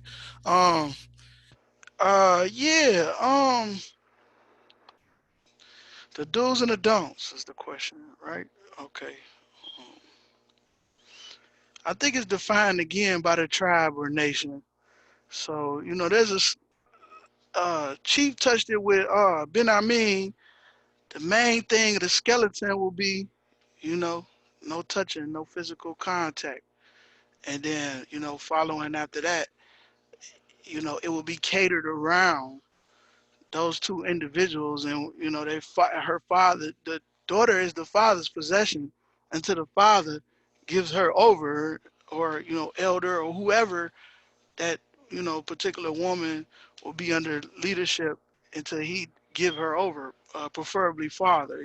So in this, I'm sure the father will have a lot of say so, and it's interesting that the father then becomes a father in law, because he's gonna be working out this laws aspect right here. You know what I'm saying? So he's gonna be drawing the frame around with the now son and daughter will be working the contract in, which will go into some of the things Shaul was bringing out. Some of those topics we'll be touching and combing through all those things to see, to weigh that out, see if that's what you want. A false balance, abomination, just weight is a delight. So you want to make sure your weight is right. Um, Community aspect, this is all coming together now. Is there's communities popping up here and there, or little tribes of communities popping up. So again, we have resources in different communities. You may see, oh, I like how they do over there. Can we see your blueprint? Brother Shaul again said he's gonna send out an email. That's a blueprint to build off, and not necessarily that you have to do it to a T, but something to build off of. And so we all, it's all going back to order, and having structure, and again, you have a community to hold everybody accountable, and that's it. That's pretty much, that's what I gathered from looking. We can look at examples in the Torah. Moses spoke the law to him. They said, okay, we'll do it. Then he went back to the father and said, okay, they said we'll do it. And then he wrote it down. Then he went back and read it to him. Then they said, okay, we'll do it. And then he said, okay, well, here's your stipulations. Don't deal with your woman for 3 days. And when y'all come, don't come too close. Just come right up here to the altar. And then I'm gonna come, lay it down on y'all. And then, like the bride, it gets scary. Well, we backed up. Oh, he too powerful. Let Moses speak to us, and we'll hear him. Let not y'all speak to us, lest we die. So at that time, we decided we didn't want to, go fully into it because we got scared. But that was a minor blueprint, on just a whole courting process. So again, every man sit under their own fig tree, and you gonna, and that particular community is gonna help work out the workings of that how y'all go about courting. So that's what I have. I'm gonna pass the mic. Um, yep. So as far as courting, I think the dues are definitely, especially for us that are coming out of this westernized mindset. Because I'm like you, Shema. I'm the first one, the only one in my family that understands who I am as a people. But I definitely think that we need to, when it comes to courting, do respect the culture, understand that it's cultural, understand that there's a deeper meaning outside of what this possible marriage will benefit you only. It's about our nation. So I know one thing that I would definitely highly recommend, like way up here, is that we respect our potential mates' parents to the T. Like, I know I hear a lot of women, I was included in this bunch of women, say, oh my God, I like him, but his mama always in our business. She always in our business. She need to stay out of my business. And it's like, why not gravitate towards his mother? Why not accept and embrace his mother and understand what you can learn because he loves his mother, and yeah, the mother is not the wife, but there's definitely jewels that can be absorbed and embraced from us, being part of a courtship, because when you're a part of a courtship, it's expected for you to become married and become a wife. So that mindset you have to have first and foremost, whether or not you or Eastern or Western or whatever. Just definitely you should differentiate courting and dating. You cannot mix. You can't say I'm courting and then still say I don't know if I'm gonna be with him. Well, if you don't know, then you need to not know and don't even try no more. Stop right now and get ghost, because this iffy stuff, that means you're already putting doubt into a potential marriage. Don't go, half stepping is what I would say. Don't do. Um, and yeah, that's all I have. I definitely think that we need to understand the culture and have more respect for the elders and the parents in our community. She said, "Get ghost." That is old school. I'm with that. He old school, he with it. I want to talk. I want to just close out. And this is not my platform, so I ain't gonna call nobody out. But there's a doctrine out there, just that once you sleep with them, you married, and that is so destructive to our whole, the whole court, I agree. the whole court Absolutely. process. I was under that same doctrine, and it was just easy to finesse the situation and be like, oh, once you mine, and then that's too easy. So that doctrine is destroying us, man. So I just wanted to bring that out. Like I said, this ain't my platform, but I don't have no problem, with not being tacky or nothing, but it is what it is. But I just wanted to touch that, man, because that actually is counterproductive to what we're talking about, and it's not sound, and then we know it's gonna be some things creeping up on the path to try to cause people to backslide and stumble. So that's one of those is counterproductive to what we got going on. So with that, I yield, and I'm looking forward to hearing what the brother have to say. Go ahead. Let me say one thing Just to real add quick. to that real quick, Well, that I want to I want Abad to be able to say something. He ain't said nothing. He been so Yeah. patient, Let me say one waiting thing on real quick. us. let Let him me get say it one in. thing real quick. I just So, wanted to say okay. before he say something is it's all our platform, y'all. Put stuff out there to help the man and the woman. That's the goal. You know what I'm saying? We might have started it, but you all are helping it flourish and putting out great information.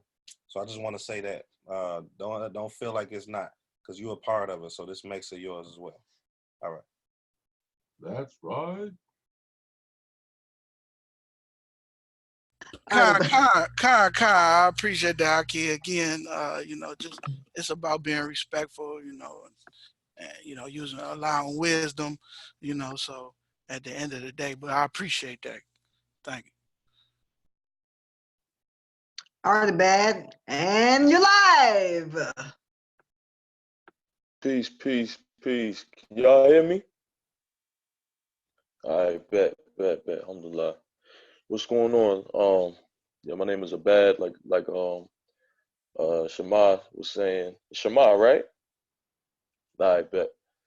Yeah, he was saying I'm a Muslim. Alhamdulillah, we all worship the same Lord. So we're all from the same source. Before my time officially started, I just wanted to have a understanding. We're talking about the do's and don'ts in courtship.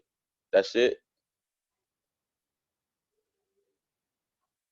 Hey, I say I don't know if y'all agree with me. Maybe we could give him like a minute or two extra so he could probably put all the questions in his one, because he missed like what, one or two questions tomorrow.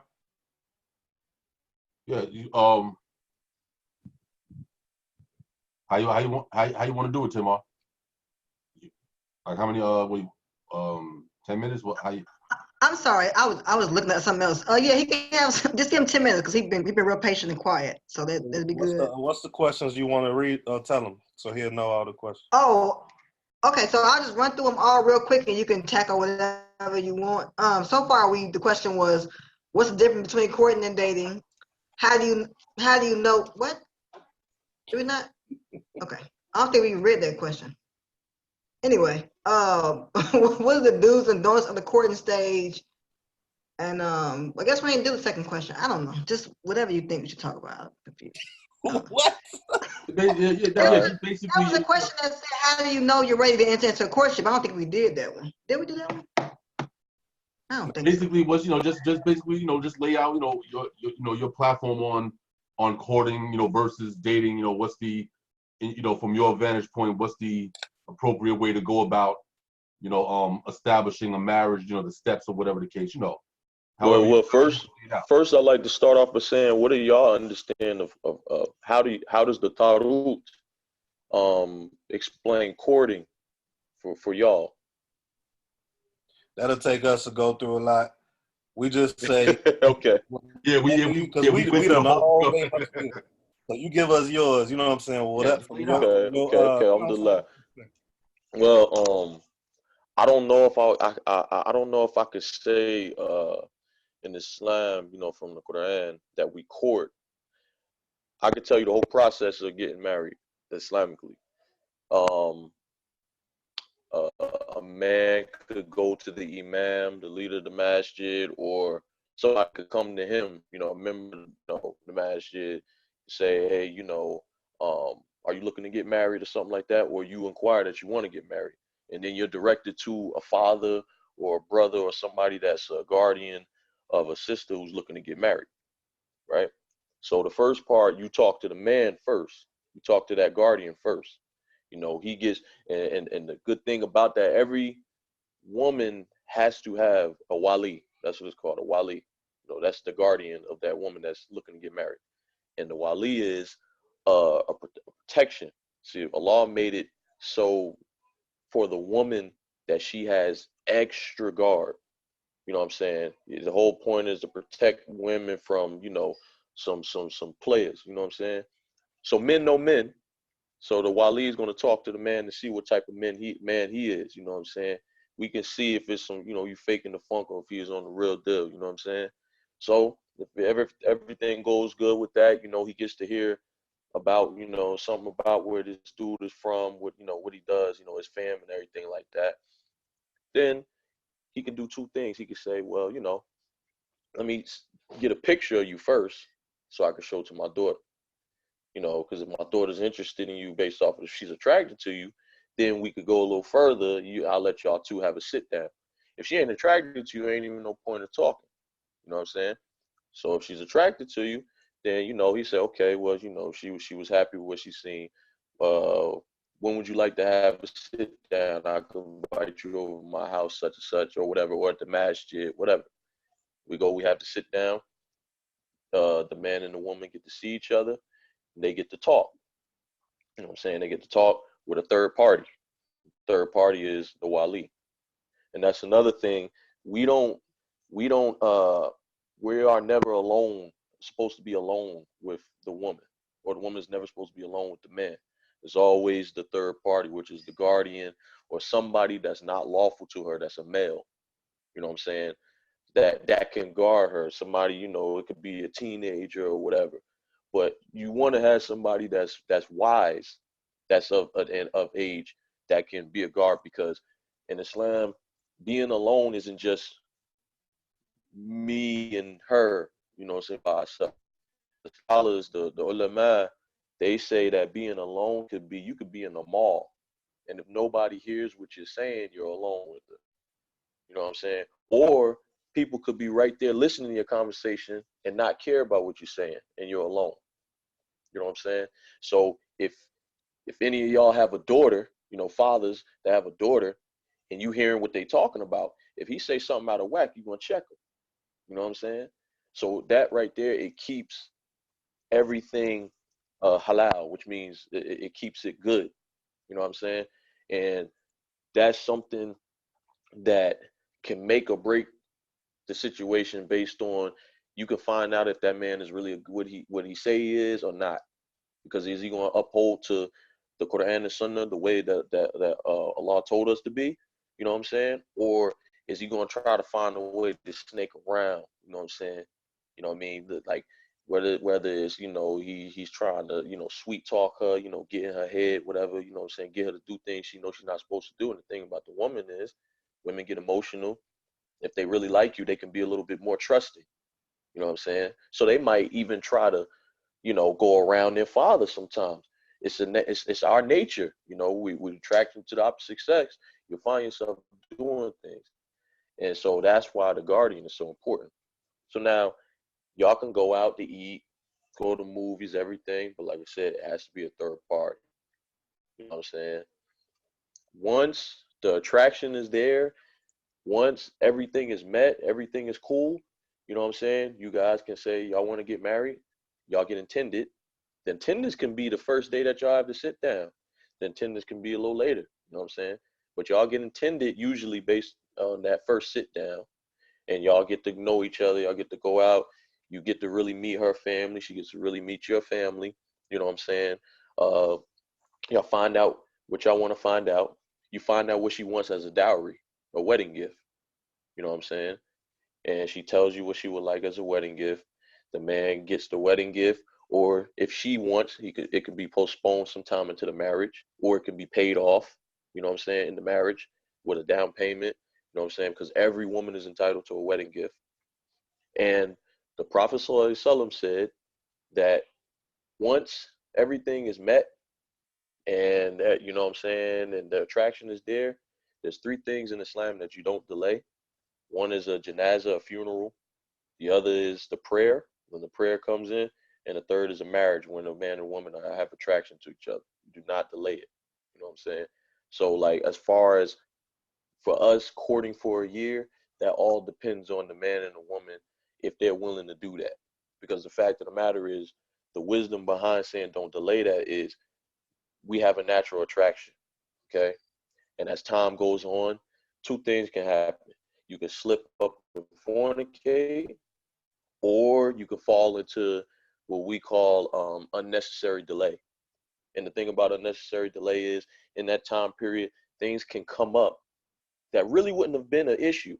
You know what I'm saying? But because y'all not together, and the fact of the matter is, Shaitan, the devil, does not want a union. Okay, we know this. We does not want a union, because the whole point about building the ummah, the community, is starting with the family. And in Islam, we say we complete our religion with marriage. So everybody that's not married, they're walking around here half. You know what I'm saying? When they get married, they complete their religion. And that's how, and the other part of the religion is obeying and fearing and worshiping our Lord. You know what I'm saying? So you get married. When you delay it, I've seen it so many times. The more you delay, the more problems come. Things come out the blue. People start giving you the evil eye. You know what I'm saying? People start coming up with rumors. You know what I mean? All types of crazy stuff happen out of nowhere. And what could have been beautiful now is destroyed. But there's also such thing as foolish haste. You know what I'm saying? You got a brother and sister, they meet each other, they want to get married. You know what I'm saying? And the sister doesn't even know his real government name. She just knows his Islamic name. His name might be Rashid Islamic. All right, what's his real name though? You know what I'm saying? What about his family? You know what I'm saying? Where he work at? You know what I'm saying? Does he have children? Does he take care of his children? All that type of stuff. Vice versa with the man. What about you? What do you know about this woman? You know what I'm saying? Who? What about her family? How is her character? You know what I'm saying? Is she really praying like she's supposed to? Is she practicing the religion like she's supposed to? All of this stuff is the things that we worry about. We don't really worry about trying to build some type of relationship so we can see if we're eligible to get married. You know what I'm saying? The relationship that we building from the door is, are you trying to get to paradise? Okay, I'm trying to get to paradise. So are you trying to get to paradise? Okay, so what do we need to do to be compatible to get to paradise so we can bring this together and complete our deen? Once that's figured out, once it's figured out that the man can give her rights, because you got to give the woman and the man have rights. And one of the rights of the woman is she has to be taken care of. She shouldn't have to do nothing. She's the queen. You understand what I'm saying? So once everything is made clear that, it's nothing to delay it, they get married. We get married in Islam for peace. That's the whole point of that. We don't get married for love. Because when you get married for peace, for the sake of Allah, for the sake of your Lord, then when y'all get together and y'all giving each other the rights that y'all entitled to, that builds that love. There's too many people that's in love with each other and are miserable. You know what I'm saying? I mean, miserable. And they're just sticking around hanging in there because they love them and they don't know how to leave. And that's because they're not getting the rights that they're entitled to. And that's because people have their own agendas and they use their own intellect, you know what I'm saying, to try to achieve the success that they want. You know what I'm saying? But just like y'all have the Tarut, we got the Quran. That's the blueprint to success. And the law says very clearly in the Quran that when there's a quarrel between the husband and wife, turn to my book and the Sunnah of the Prophet Muhammad for success. You know what I'm saying? And the problem that we have nowadays is we don't have that. You know what I'm saying? People want to do what they want to do.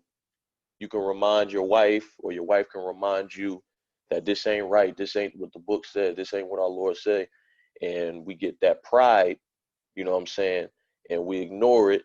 And then things just start going downhill. That's when problems happen in marriages, when nobody's giving each other their rights. You know what I'm saying?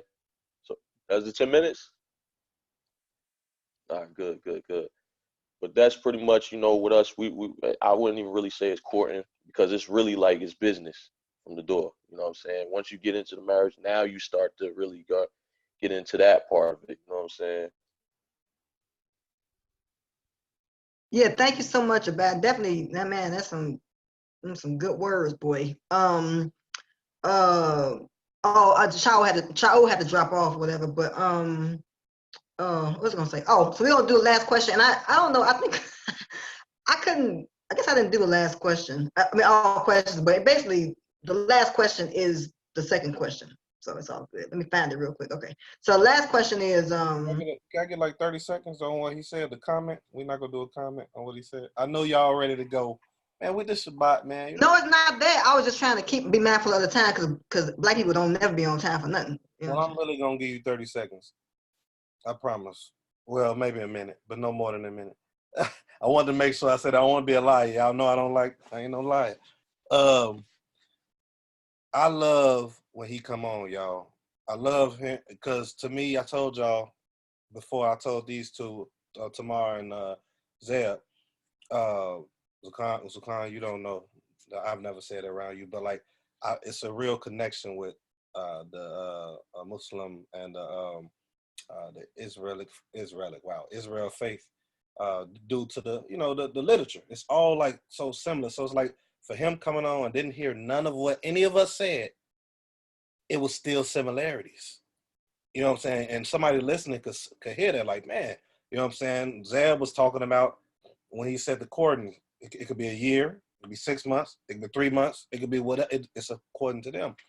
And then we talked about the business. You know, I'm glad he came on, man, just to show y'all that even though it's a difference in beliefs, it's some similarities. That's all I wanted, man. So all I wanted to say. So all praises. Yeah, and there's definitely a lot of similarities too. And I think too, because I haven't said anything, but I guess the one thing I would want to say is it's about integrity. Whatever your faith is or whatever lifestyle is, there has to be some foundational the truths that have to be there in advance. And this is an earlier comment that Shamika said about, and I understand what she was saying, but about not being, not applying pressure. I think they said the same thing, but I think that's when you do apply the pressure, right? Why would you play games, even in the courting process? The fact that you would play games, or I'm not saying it in a mean way, but the fact that you would not speak the truth at the courting stage is a problem anyway. That's a character flaw. You will want to be honest, because not only would you be wasting your time if the person, let's say you held something inside and you really wanted it, and then the person didn't fulfill it. Now you mad. You know what I'm saying? Or vice versa. Like now you're with somebody that is blocking you from being who you really should be with. You know what I'm saying? And it's just a lot of time wasted. But I do understand what you're saying. You don't want to be extra aggressive, but the things that are important to you are important to you, and everybody's not for everybody. There's somebody for you. You were made. If we say collectively on this show that we believe in marriage and we believe that it's not good for men to be alone or whatever, however we explain it, we have to be willing to say that some stuff just got to be, you know what I'm saying, just keep it 1,000 and stop wasting people's times. So That's what I'm gonna say on that. So last question is, what was I gonna say? The last question is, what outcomes must be clear before entering marriage? So this is a combination of the other question about how do you know that you're ready to enter into a courtship. But yeah, what was you, so you're in this courtship, right? And time has passed, and now you have the light bulb, you done seen the Most High, you're like, oh yeah, this is, I love her, you know what I'm saying? So what has to be clear cut before you take that final leap?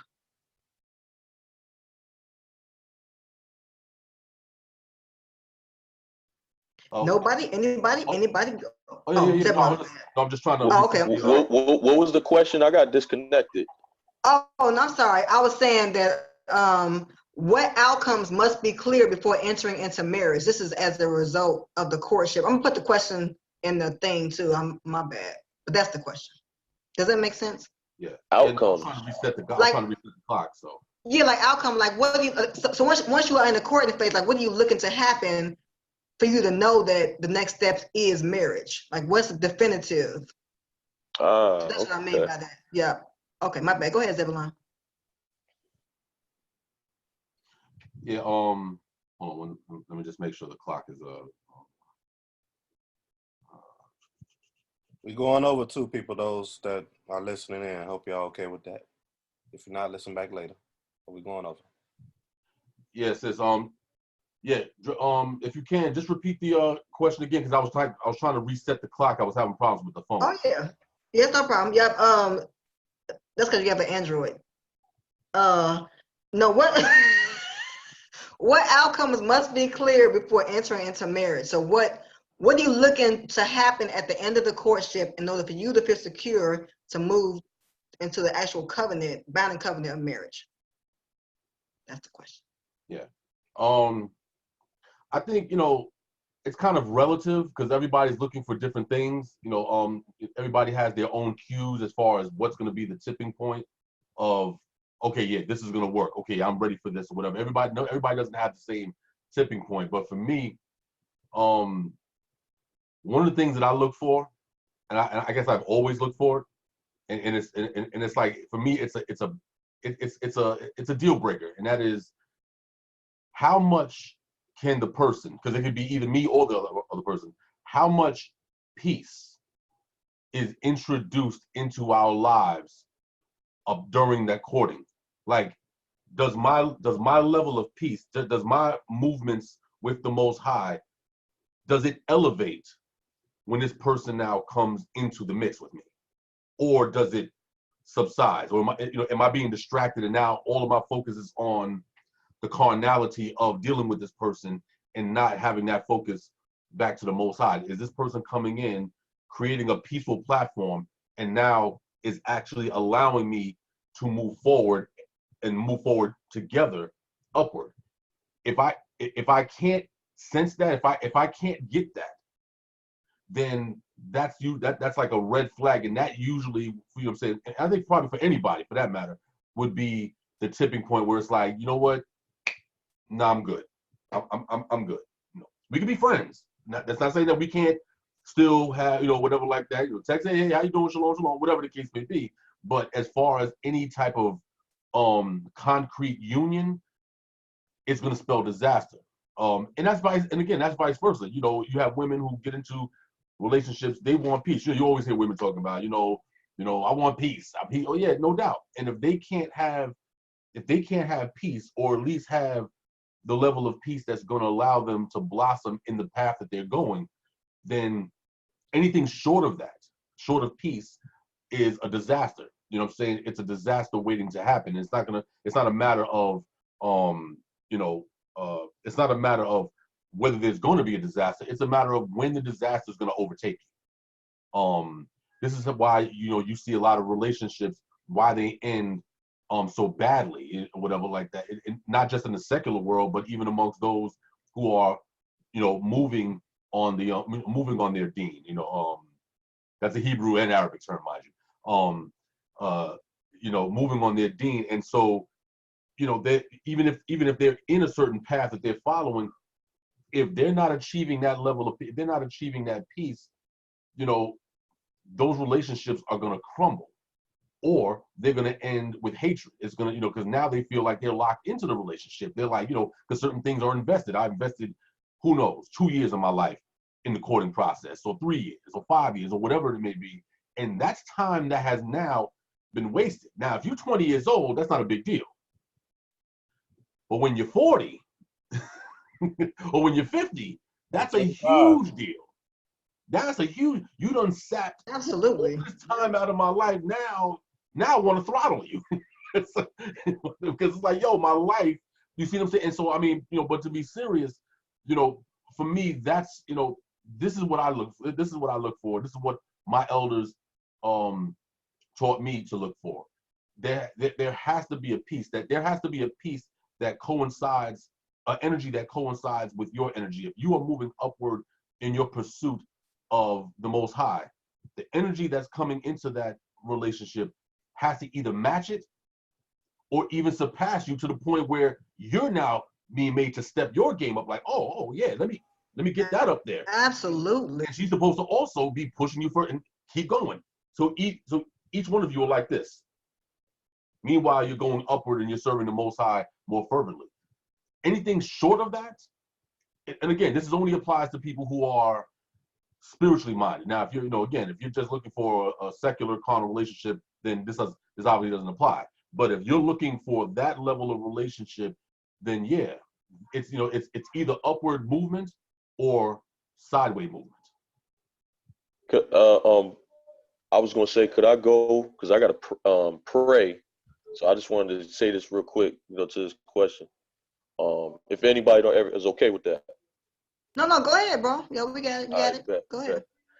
Well,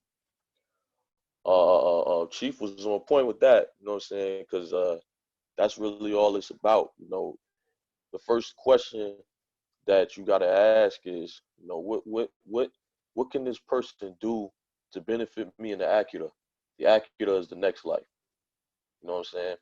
Like, will this person help me excel in my deen, or will she decrease me in my deen? You know what I'm saying? And a lot of people don't consult with their Lord first. You know, in Islam we have something called the guidance verse called istikhara. And pretty much what you're saying is, you know, yeah, you're saying, oh Allah, I'm asking you in your infinite knowledge, you have the power, I have none. You know all the hidden things. If this person is good for me in this life and the next life to come, you know what I'm saying, then ordain it for me. And if she's not, or he's not, then take me away from her, and take her away from me, and ordain for me the good, wherever it may be. Make me content with it. Then you pursue, because you can't just sit and wait for it to happen. You got to act on it. You pursue to try to see, you know, if this can happen. By the one who owns my soul, I promise you, all the signs will show you if that person is good for you or not. I promise you. Because if he or she is not good for you, it's going to be a hardship trying to make that work. Just unnecessary, just the stuff just going to keep coming up and be thrown in a way. This is going to be so difficult to be with that person. And it's crazy, because it's like, yo, all I want to do is be successful in this life and the next life. I'm doing everything I'm supposed to. Why is it not working? And that's your sign right there. And sometimes the signs, you know, start off faint and build. And some signs, if Allah really knows that, I don't want that for you. Nah. Next one, man, he'll slap you in your face. I'm telling you. You know what I'm saying? But if it's good for you, I mean, it's so easy. I mean, you just smile through the whole process. You know, everything just lines up. Everything. There's no hardship. You know what I'm saying?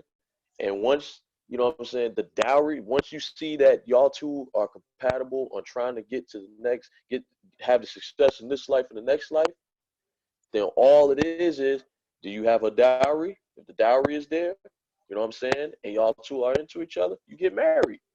And you trust in your Lord from there. You know what I'm saying? You don't say, well, what if?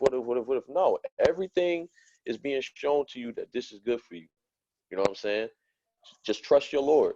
And if it don't work out, it don't work out. You didn't waste no time. You know what I'm saying? You didn't waste time.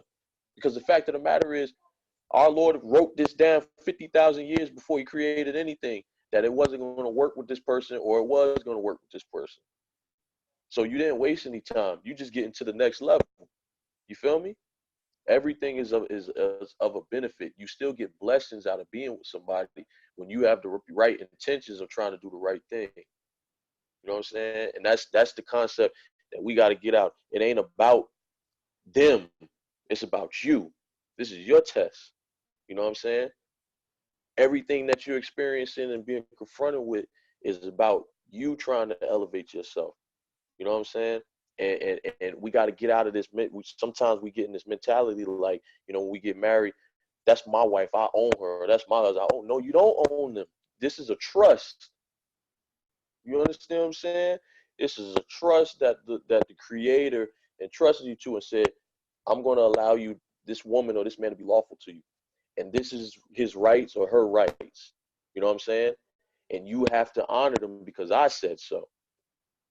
Whatever you do with that trust, you're going to be held accountable for it. That's what we got to be focused on. You know what I'm saying? And that's why we say in Islam, we love Allah, the Prophet Muhammad sallallahu more than anybody. Then after the Prophet, who do you love? Your mother. And then who do you love after that? Your mother. And then who? Your mother. Then your father. And then it comes after that. You know what I'm saying?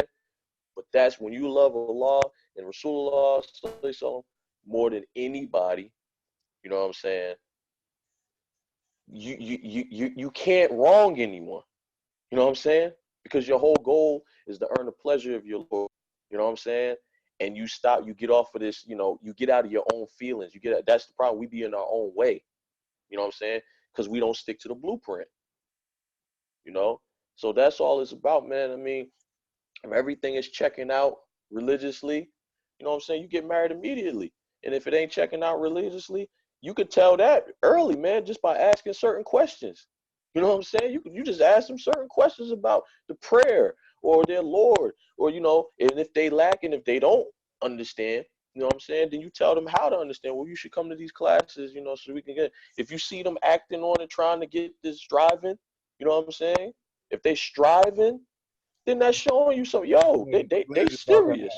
We didn't say that today. I just want to throw that out there. I'm glad you brought that part up.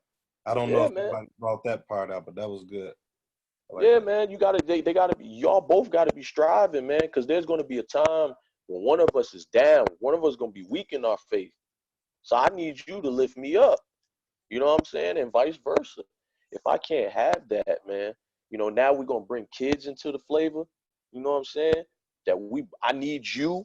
I need the mother, the foundation of the household and the community to help raise these children up the right way. You know what I'm saying? And I'm struggling. We bouncing back and forth because we don't understand the reality of getting closer to our Lord. And then you asking for a nightmare, man.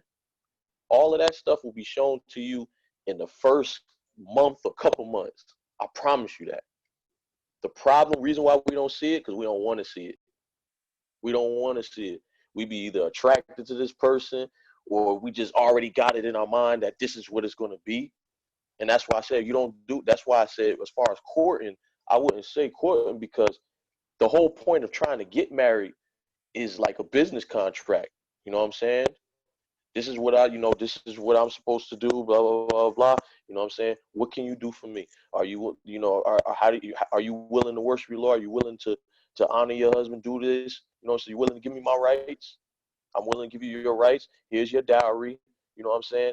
And you're doing most of the talking. You're talking with her as much as possible, but the majority of the talking for the man is with the father or the guardian, whoever the guardian is. You know what I'm saying? Because it's a business. Then once everything check out, y'all go into it. You know what I'm saying? And that's what we got to get back to. We got to get back to remembering that, you know what I'm saying? This ain't nothing personal. We just trying to get to our Creator. You know what I'm saying? That's all I really got to say about it. Man, bless you. You said a mouthful, y'all. I have to definitely come back and listen to all this again. But come back more often if you can. No pressure. Yeah, no doubt, no doubt. And I'm gonna head out, man. I gotta make prayers. So I love all of y'all for the sake of Allah, man. You too. Love you too. Love you too, bro.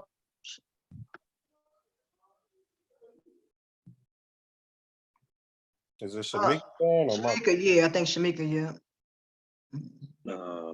Okay. Oh, I didn't know if you wanted to go. You said you didn't want to go. You Oh said we yeah, I could take. thought Isaiah was. Oh Yeah. yes, she was gone. My bad.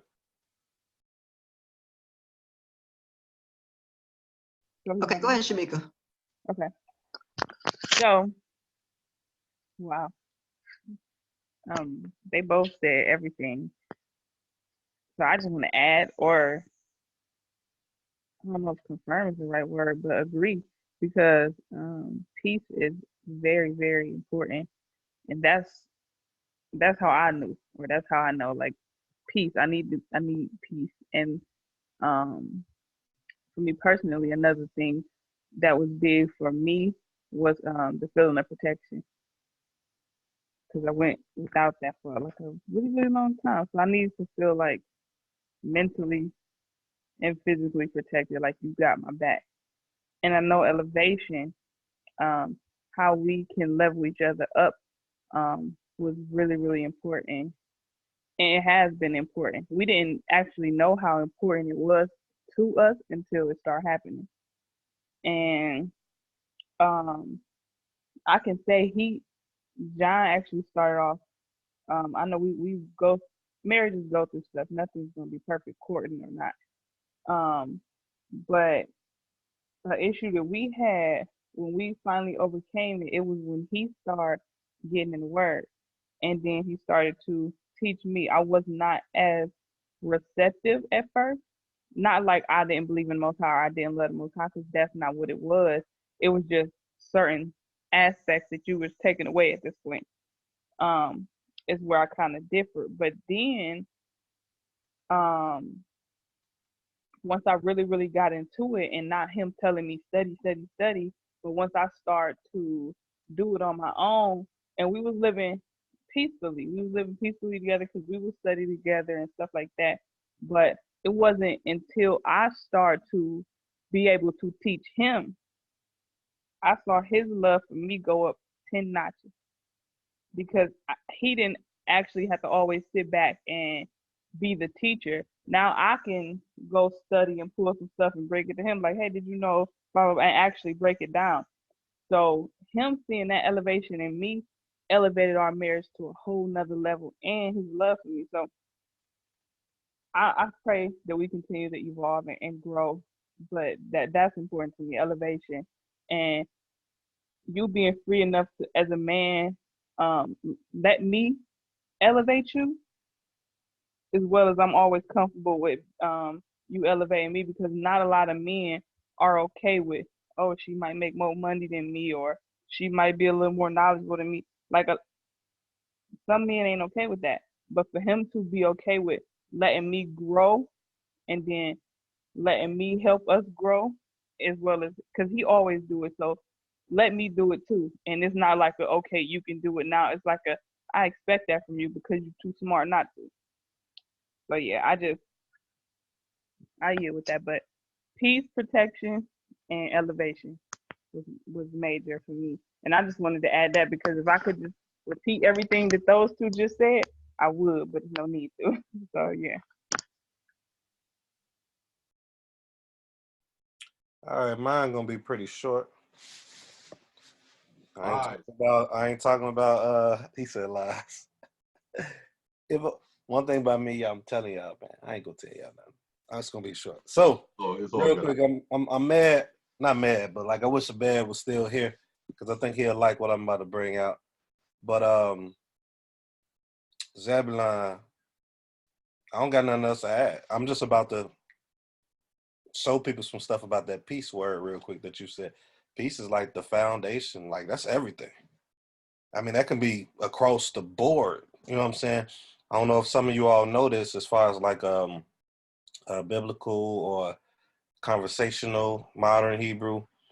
When you greet a woman or a man, the way they say it is mashlomech to a woman and mashlomcha to a man.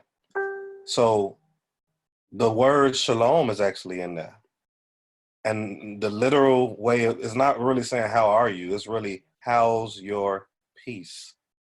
That's what you're really saying. Even though ma is what? in that phrase, mashlomcha or mashlomech, really That's means, amazing. yes, it really means, literally means, how is your peace? When you coming up to your brother, your sister, you asking them, how's your peace? And I just want to bring something out. In Islam, like he said, they say salam and we say shalom, right? So shalom technically basically means like wholeness, completeness. Let me see. Harmony, peace, harmony. Isn't that what we desire, man and woman? And then it also can mean prosperity, welfare, and tranquility. But those three that I brought out, the completeness, the wholeness, and the harmony, that's it. You know, everything else, I feel like will fall into place. You have that respect for your woman or your man, that they have some value. That's the whole courtship. No, it's finding somebody that is valuable to you. Even in his case, you know what I'm saying, when he said courtship not really, he didn't say it's not needed, but he basically was saying, yeah, you had that value. When you get that person of value, boom.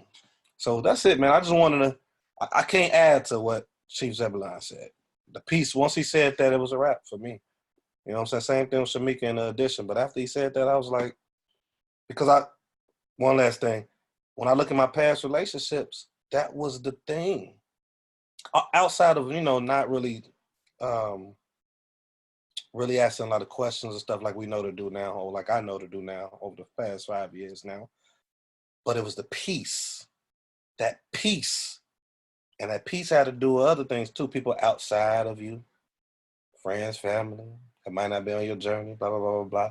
So the question was, what must be clear after the courtship in order to know that marriage is the next step? I think is what he said. And that's it.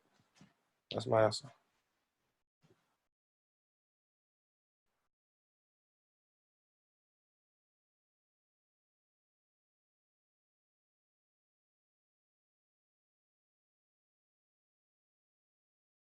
Shalom, shalom. Yep.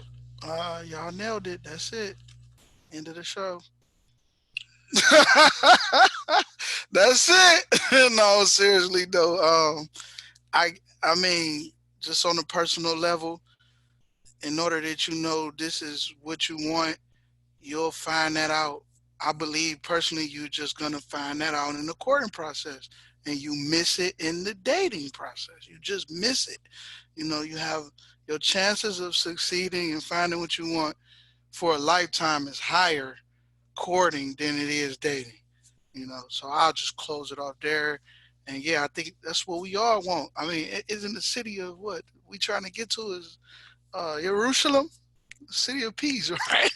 So we all got peace now. We a city of peace. We're a community of peace. Absolutely. You Hey, know look what at I that. mean? That's good. So That's all good. praise for that. Established in peace. That's it. So I yield and all praises to the Most High. You want some? Shalom. And of course, when I have an answer, but when I think about it, it does equate peace. And what allowed me to know that I was willing to, be with my husband is because he made me feel secure, so that brought me peace. When whether or not things are going smoothly, I appreciate when he does what he says he's gonna do and not just forget about it and brush it off and be like, okay, well, that time has passed. I appreciate. Take notes, fellas. Take notes. That's right. And so those things bring me peace, and they brought me peace, and so I know that he's worth marrying, and I don't think for 1 second that I made a mistake because we've definitely. Oh, so sweet. No, for real. things ain't always smooth, but like, the overall picture, the big picture is peace. And so those are the things that I count towards my peace. And he's definitely fulfilled those things. So yeah. All right, well, Don't cry. I ain't gonna cry. She caught me off guard going through them details, so let me hit some of my details then. No, just fun. No, go ahead. I want to say take notes, women. Well, I mean, I'm not the type, Hebrew women are lively women, so they gonna speak and they gonna do their thing, and That's you know, right. it's no dryness over here. It's living water, so I'm good. I'm good. We've been together 10 years, and we didn't start off with a courting process. Our courting process was the rough way, but when we go back into what the Most High, truly wants for us, I believe that's where we at. This is it. What I know the Most High want us to be together. Hey, hold on. Is me and Zebulon crying? We wiping eyes. I ain't know it was gonna get. Now, see, what happened was the dust from the ceiling fan kind of, up too late, man. just kind of threw it a little bit. The dust from the ceiling fan. Yeah, some things got in my eye. That's all.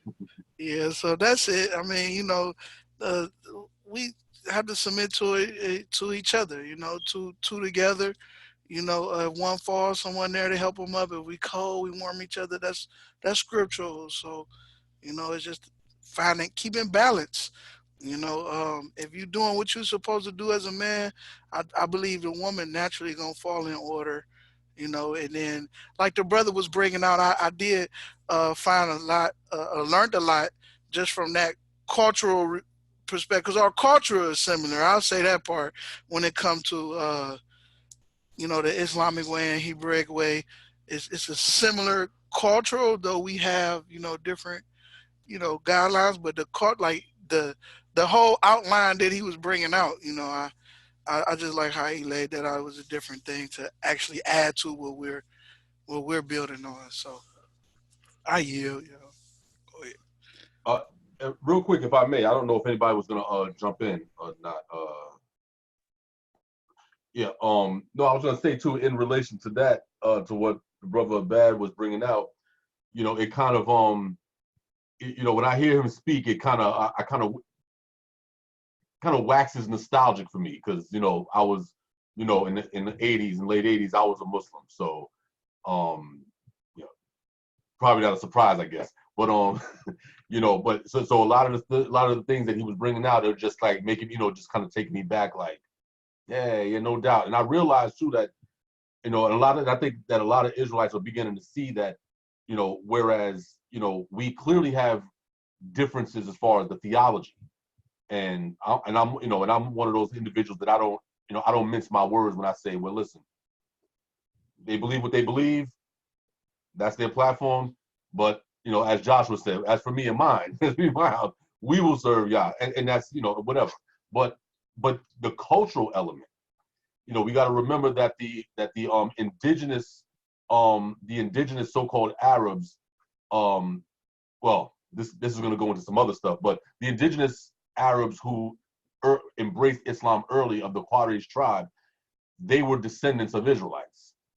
And this is the reason why when you look at the first two, especially the first two surahs in the Quran, the Al-Fatiha and Al-Baqarah, the first two books of the Quran, they're constantly emphasizing the children of Israel being the Most High's favorite people above all people, in that they have the path. What is it? Al-Fatiha, the first one says, where Muhammad is saying, show us the straight path, the path of those whom you have favored.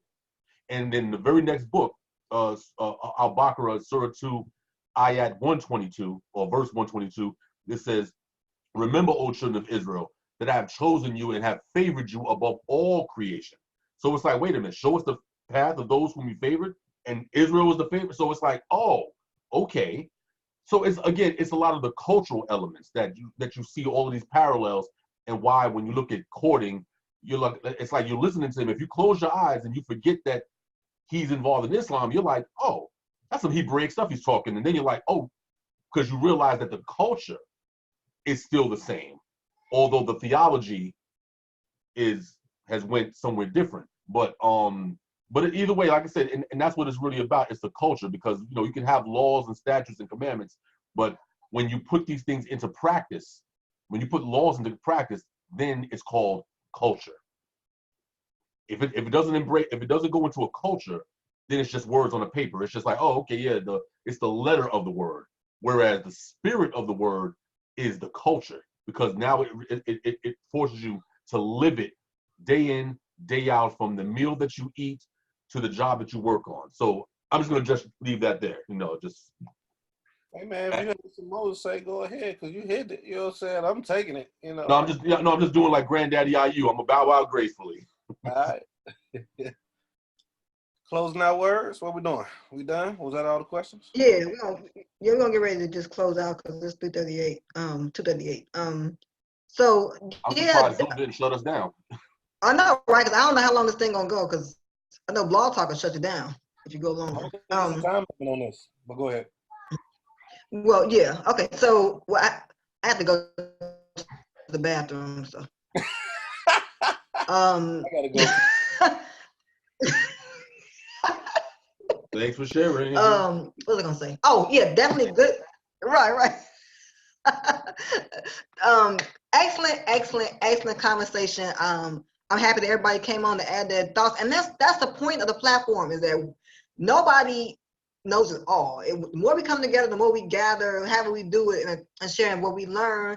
This is just going. It can't help but build each of us individually, and then if we like so eloquently said Zebulon, embody it, then that's how we get this thing going. But we pray that everybody will have a good rest of your Saturday or Shabbat, or however you celebrate it. And definitely we'll be back most high willing next week with another topic. Keep the conversation going. If you're on Facebook and watching the live, just share the video. Curious to see who else might have something to add. If you have any materials, again, any, like Zebulon gave a book reference, and then also Shaul gonna send us something to the email. But the more resources we have, then the better off we are. So anyway, grace, peace to everybody. We love you, and until next time, peace.